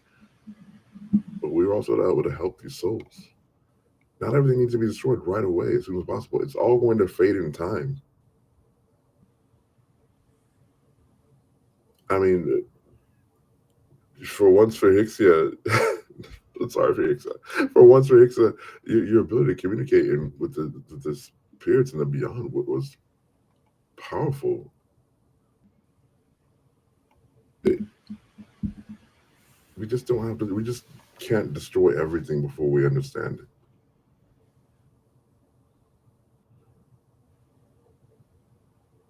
And don't roll your eyes at me. Gotta argue with your mama.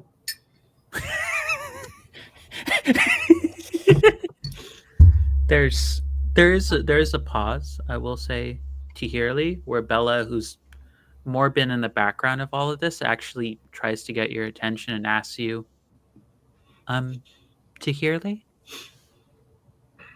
Yes. do you feel that way about people too? Yes.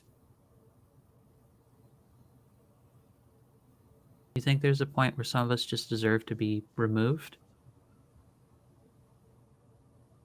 Yes.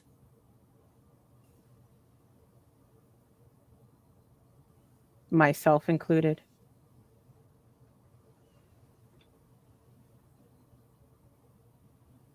We must make way for the future. How do you determine that? At what point do you consider one of us useless or yourself? When you have not useless. When you hinder the forward progression, you must be removed. And what appointed you to be the judge of that? Not me. Then who? Us. Who's us? Tahili will not answer you. She will hold on to the chain that she wears around her neck. The big, heavy, jingling chain that is broken after a few links. And she will hold on tightly to that. As she's like turns her back on the burning building, on the spirits, on this whole section of our adventure, and just holds tightly to this chain around her neck. Because if there's a higher power who communicate to you the purpose of who you are and what you do, please enlighten us and introduce us to them. I'm not unfamiliar with communicating with higher powers and answering their purposes. But if you respect our knowledge and our insight as well, looking at the rest of the group, we must proceed with caution. There are things that none of us understand, and if you're just going around hammering down buildings and burning everything in sight that you yourself consider a hindrance to us, then we will fail before we've even started.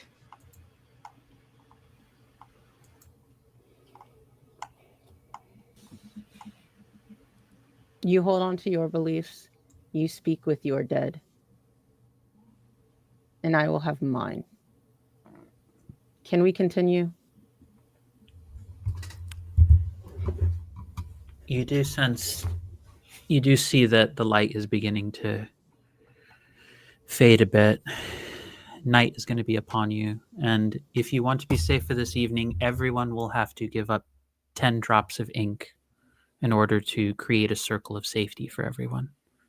Too bad we couldn't rest in the temple.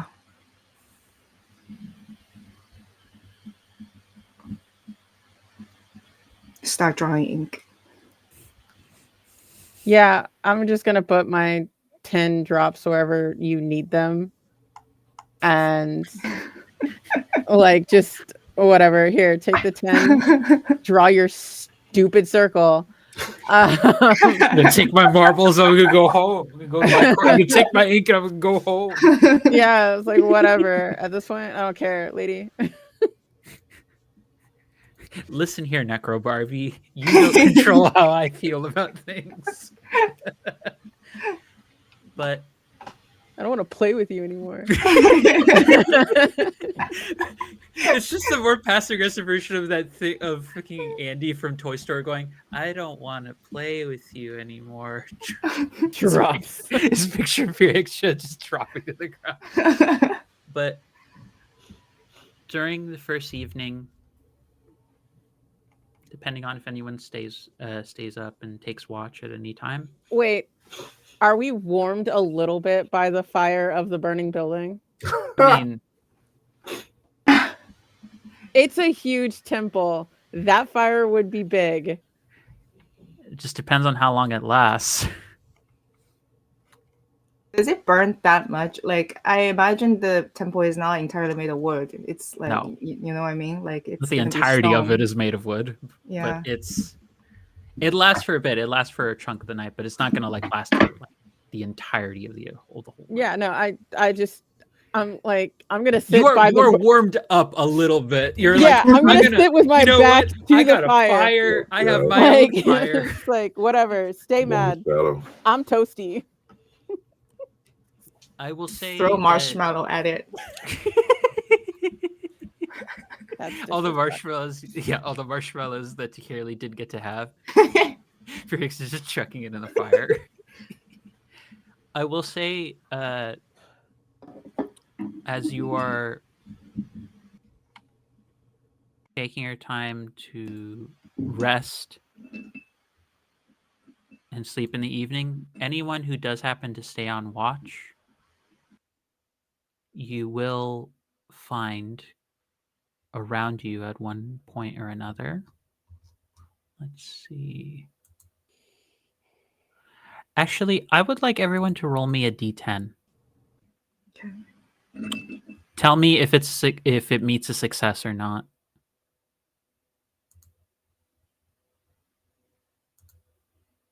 That's 10. That's a 3.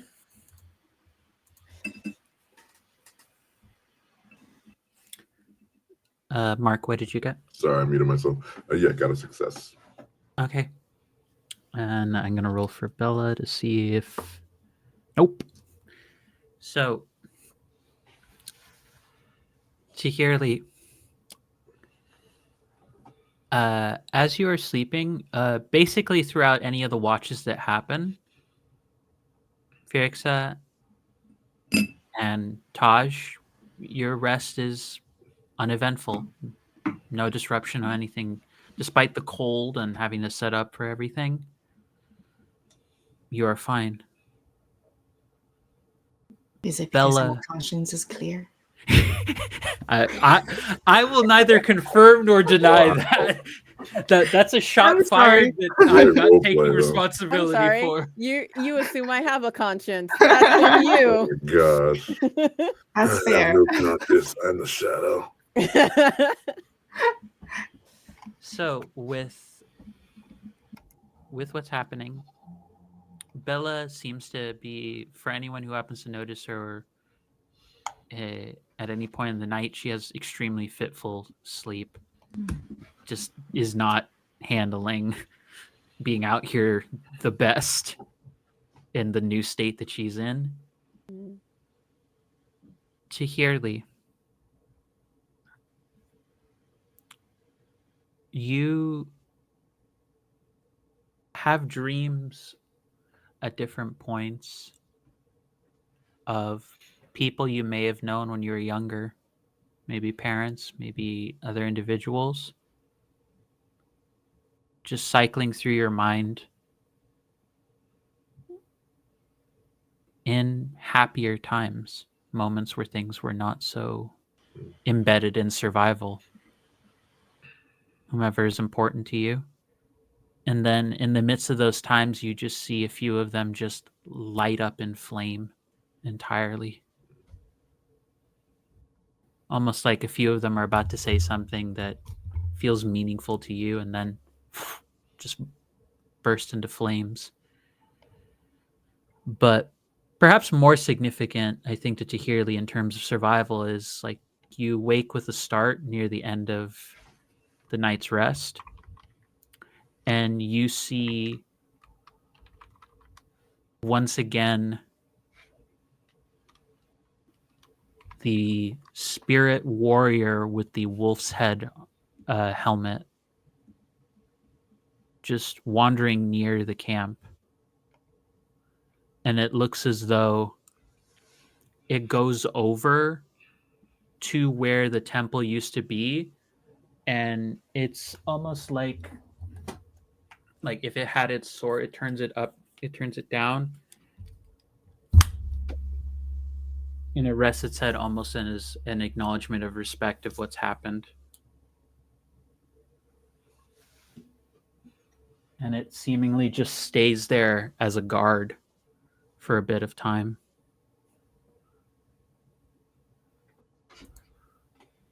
And it stays for a few hours, actually. And you swear, if you pay attention at all, you can hear a voice coming from it. But by the time you awaken and go to check again, it's gone. But you're dead certain you saw that figure reappear and just sort of watch over the remains of the temple and where this crowd of people were.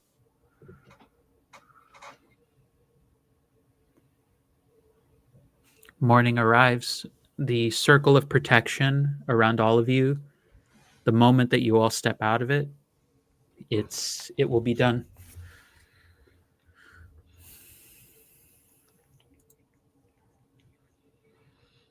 We need to find a Prince Weaver.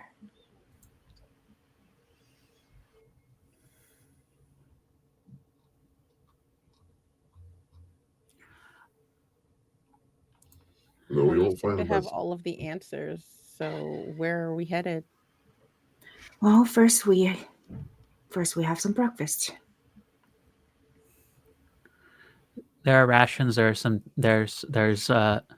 nice baked bread that was prepared in a nice, very sturdy loaf and basket for you by Sia. Yeah. And for the most part, it's clear day. It's still so cold. It's the kind of cold that pierces through jackets and warm layers and everything. But there doesn't appear to be any sort of wind. There's no blizzard. There's no snow. The roads seem a little bit clearer today. Hopefully, it'll be a bit easier to travel.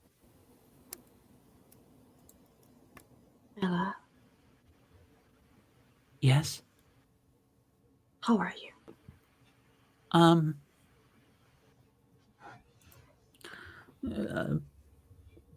Well, that was a lot yesterday. My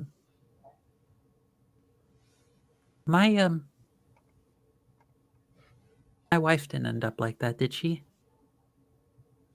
Well, my girlfriend. I was gonna propose when she came back, but when we got back, pardon. I'm sorry. I'm not used to this kind of thing just yet. But she didn't end up like that, did she?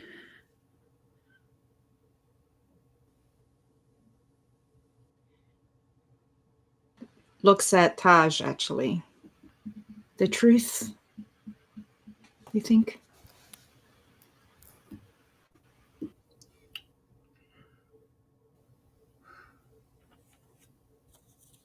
The bodies weren't recovered.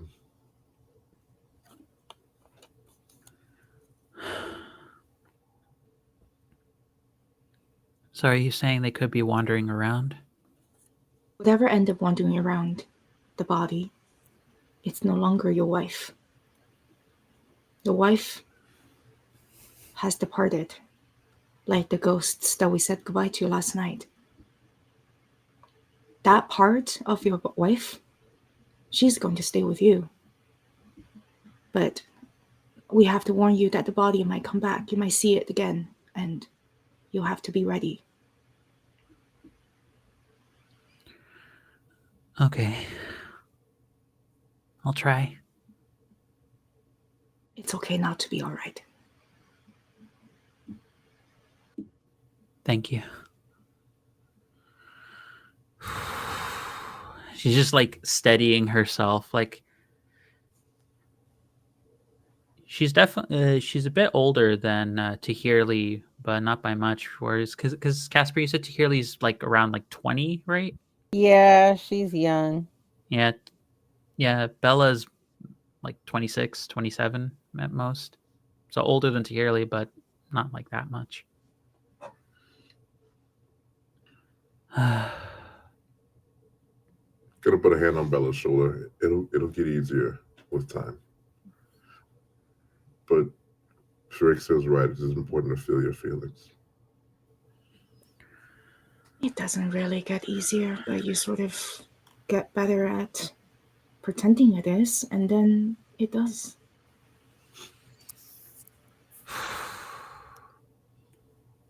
Well, not for me anyway. Maybe it gets easier for you, Taj. You're just quite capable with the sword, and Tierly, you're good with the mark. I don't really know how to do this part of the job. I'll just try our best.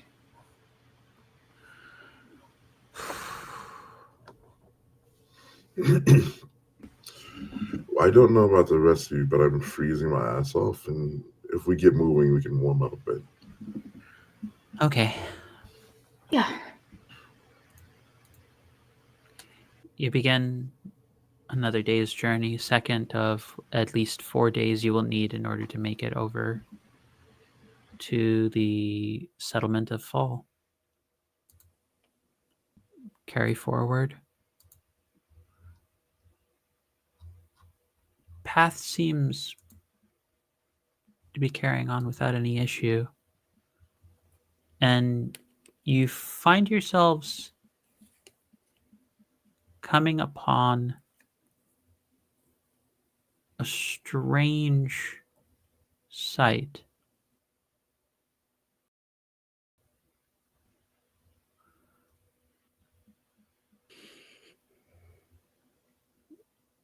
It looks as though there's all of a sudden, where it had been mostly road, it looks as though archways are starting to appear along the road, beginning to form its own separate path.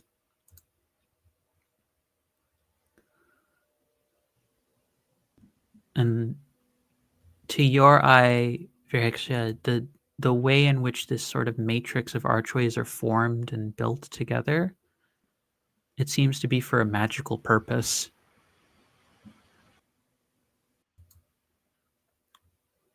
And some distance ahead, you see what looks to be almost like a town fire, like a massive bonfire in the center of what seems to be a town square.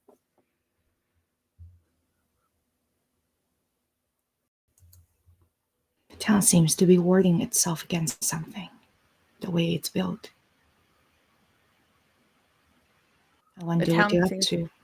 The town seems to have a really big fire, and I can no longer feel my toes. So let's make haste. Yeah.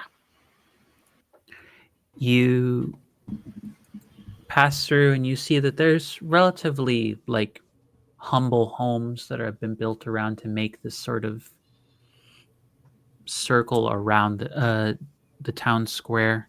just a few different spots. Rather small population of people here. And there, near the fire, there also appears to be like a massive, like deep hole in the ground that it looks as though there's a crowd of people gathering around it.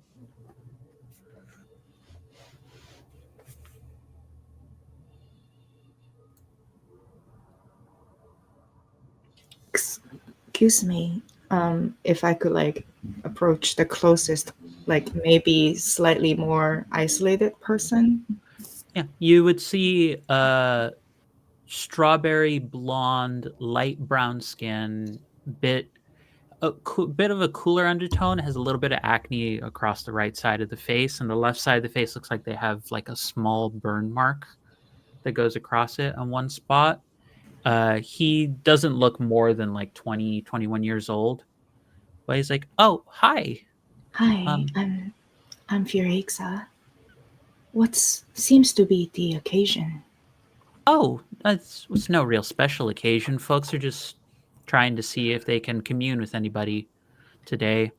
Folks have brought back a little bit of ink, so we're having a one might call it a community seance or community peering session. I see.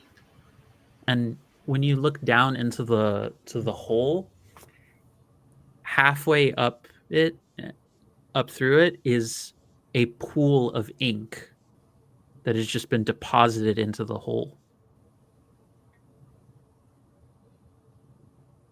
Can anyone participate?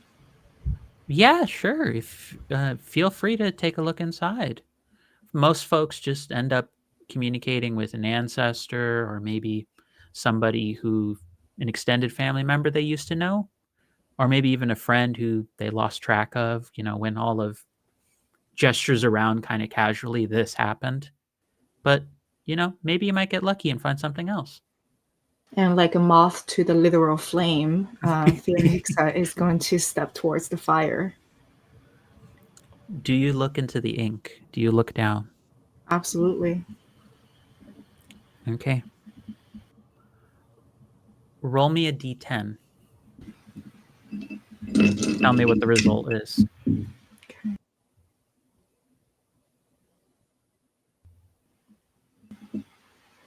That's another 10. Jesus. That dice really loves you. That I dice know. really likes Rand. My tiger's eye. Nice. You, Taj. I want to actually, Mark. I want to ask. This is an above-table question. Mhm. Was there someone who Taj has lost who was very close to them? Oh Like- yeah, definitely. Dodger's whole she calls them family, but they were a oh man, what's the word? A polycule. That's what I'm looking for. But they were all killed when all the shit popped off day one. There's Ferrex, as you turn to look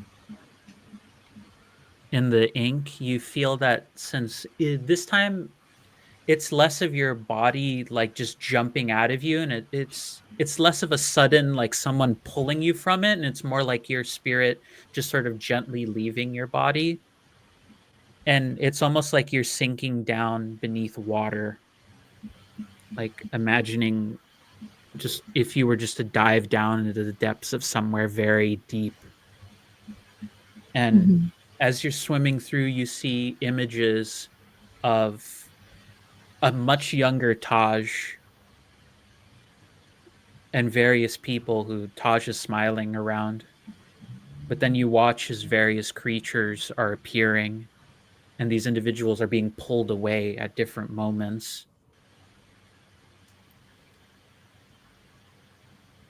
And one of the individuals is wearing gopher skin boots. You see that individual gets pulled out, and that one stands out to you because there's almost like a moment where you flash back to to a vision of something that happened in the past. But this isn't of anyone. This isn't of you. This isn't of Taj or of Tahirli. There's a moment of somebody bent over the lake, bent over near Belinay, just putting their hand down against the ice and beginning to try and crack it intentionally. But when they pull their hand back, you see the same symbol that you saw at the temple. And you see what looks to be one of the wolf creatures just slowly pulling itself out of the ice. And you see you can't make out any features on this person. No, nothing about the clothing, nothing. You just see them draw this as they crack it into the ice. And they seemingly seem to hand. It looks almost like it's an orb of ink and light. There's like a warmth to it, even from this distance. And it feeds it to the creature. And for a split second, you almost seem to see the faintest outline of that person with the gopher skin boots sink into the wolf. And then you're just shot back out of that, back into reality. So during the visions and stuff, as they were, as I see, as Fear Hixa sees all of the people in the polycule, was there any exchanges between them? Are there any like things that the person with the gopher boot said to Tosh specifically? I'll let Taj fill that one in. Yeah. There any nice pet names or ways of referring to each other? I think that's where the name Taj might have come from. This was a pet name. Oh, they didn't call you Tay. No. TT. Like, is there like a phrase or a sentence you remember them saying just as that day, like when they happened?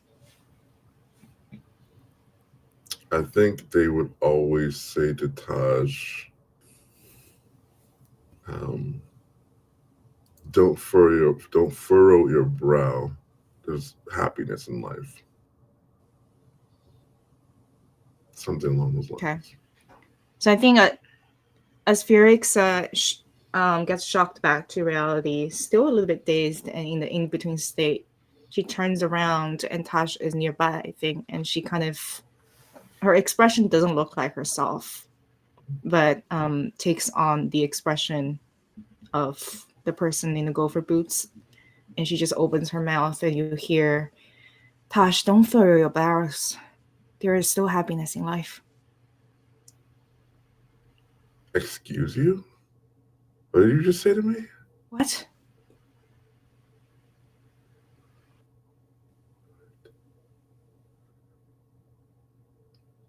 What did I say? You don't remember? You don't...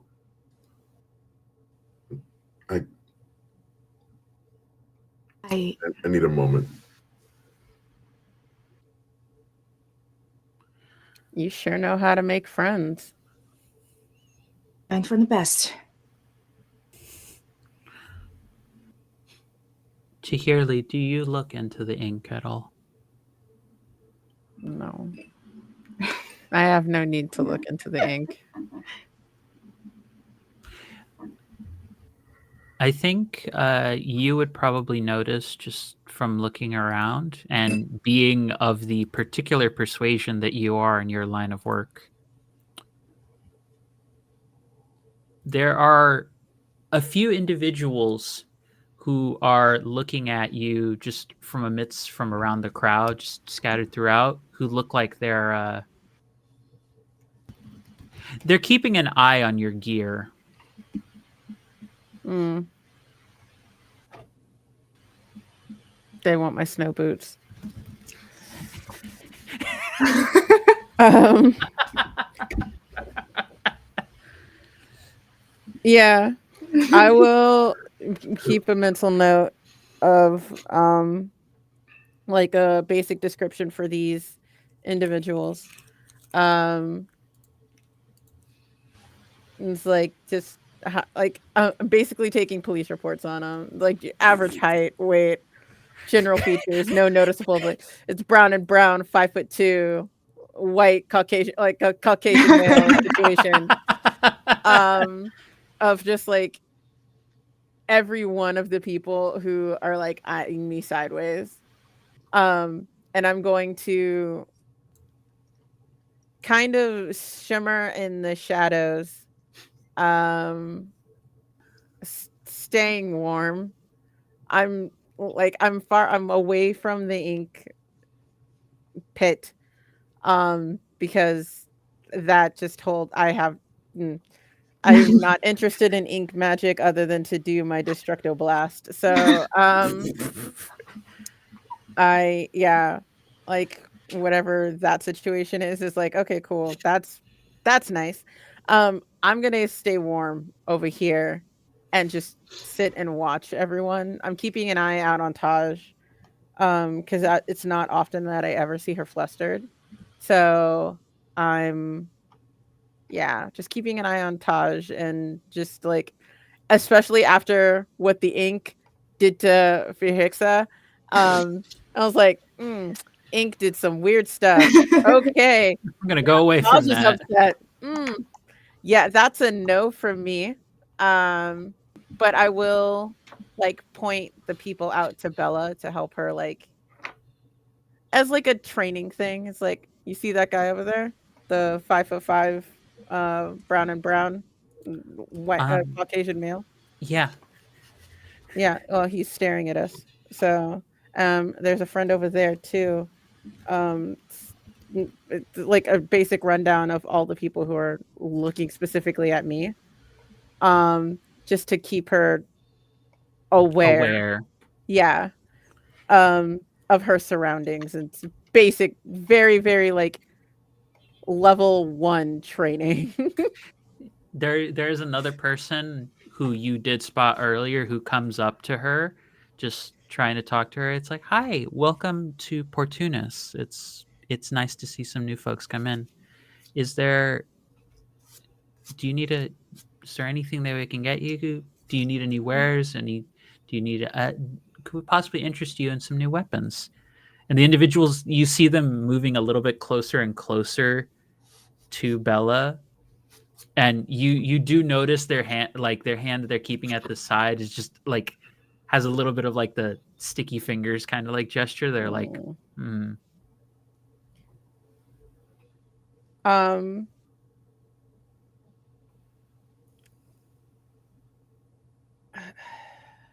do I want to handle this?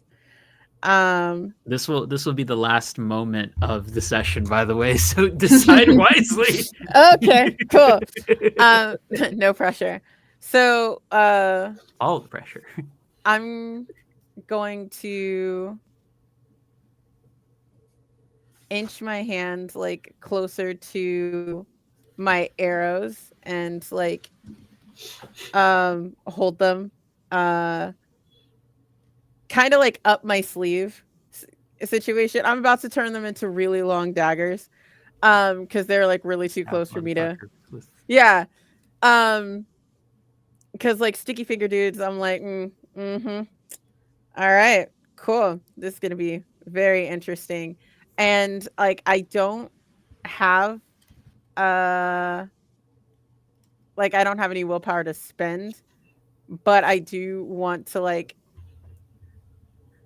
have some ink like ready to make it look like I'm about to annihilate them with a Hulk smash situation. And there is one person who comes up behind you and says, hey, listen, no trouble, just checking you out.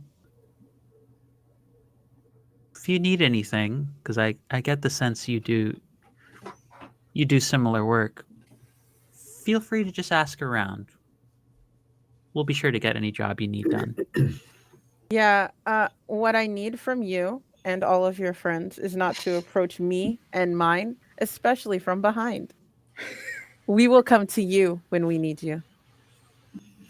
Fair enough. Take care, handsome. Just sort of, and as you turn around, they're gone again. Posers. And with that, that is where we're going to close session 2 today on Dreaded Roads. So thank you everybody for tuning in. I'm going to let everyone just go around very quickly, do succinct, like who you are, where we can find your stuff, and who you've been, and we'll get out of here real soon. So I'm going to start, as always, with the ever mischievous and resolute in their beliefs, Casper. I've got to have a starting point for my character's growth, and they will grow. Ocio, I am Casper the NB Ghost. You can find me everywhere at Casper DANB Ghost. Recently, I released a game called Cabin in the Woods on Itch. It's a hack of Hometown Holiday, which is just based off of those Hallmark movies that you could play. I played it once and I fell in love, so I turned it into a horror game. Par for the course. Yeah, you know me. Or you can hang out with me because I'm striving to stream every single day for 365 days. I'm counting this as my stream for today, so I won't be on my channel. But every time I'm not guesting, you can always find me on my Twitch or my YouTube, because whatever I don't put on Twitch ends up on YouTube. Fantastic. Passing on over to the always amazing Ran. Hi, my name is Ran. I use she, her pronouns. I am on Blue Sky now. You can find me at Burdick Inspiration. My preferred vibes are usually wholesomely morbid or morbidly wholesome in no particular order. Been really enjoying this and loving all of the collaborators at this cluster of screens in front of me. Fantastic. Gonna move it over to Mark. Cool. Hey, beautiful people. It's been a pleasure to be here. You can find me on Apochromatic Unlimited, where we're doing some cool things with a Black History Month celebration. We're having streams and raising funds for Black Girls Rock. So be on the lookout and check that out. You're definitely going to see Casper on there. So definitely look that up at Apochromatic Unlimited. And we're working with collaborating with a really good group of people to make that happen. So thanks to everyone who's helped me bring that to life. Beyond that, you can check me out at GM Mark J on Blue Sky. And it's just been a pleasure to be here and work with everybody. It's been fun. It's been a pleasure to have you here, Mark. And for those of you who do not already know me, my name is Angel Lemos Mogrejo. I use she, they pronouns, and I have been your ink weaver for today and will be for the rest of the series, as this is 2 of 10 episodes that are done, folks. We are technically a chunk of the way through, and I'm already excited to see what's been going on with all the dynamics and everything. You can find me over at Blue Sky at Phoenix Femme 24 or Phoenix 24 Femme, some variation of that. Look for Phoenix Femme and you'll usually find me. I am the autistic fire burb, and I am a delight, or perpetually anxious, or a perpetually anxious delight in no particular order. If you feel seen by that description, you understand.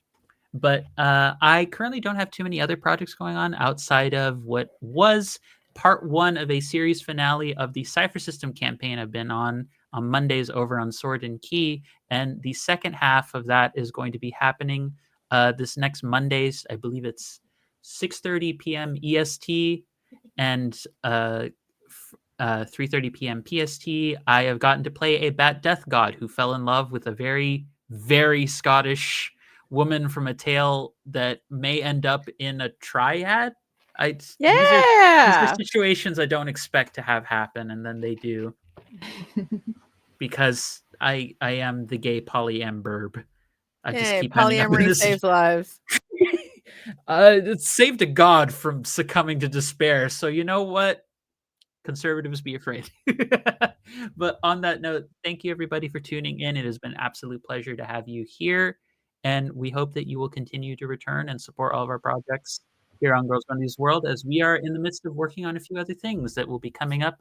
Especially speaking of Black History Month, we have plans. We have many plans that we're working on, so we're going to get to that soon. But I wish you all with your weekend. Stay safe, stay warm, and especially if you're dealing with a lot of the situation that's happening over in California, please reach out to community for whatever support you need. It's going to be rough times ahead, folks, as they've always been, and we get by supporting one another as best we can and reaching out when we can. Take care of one another and stay safe. Bye.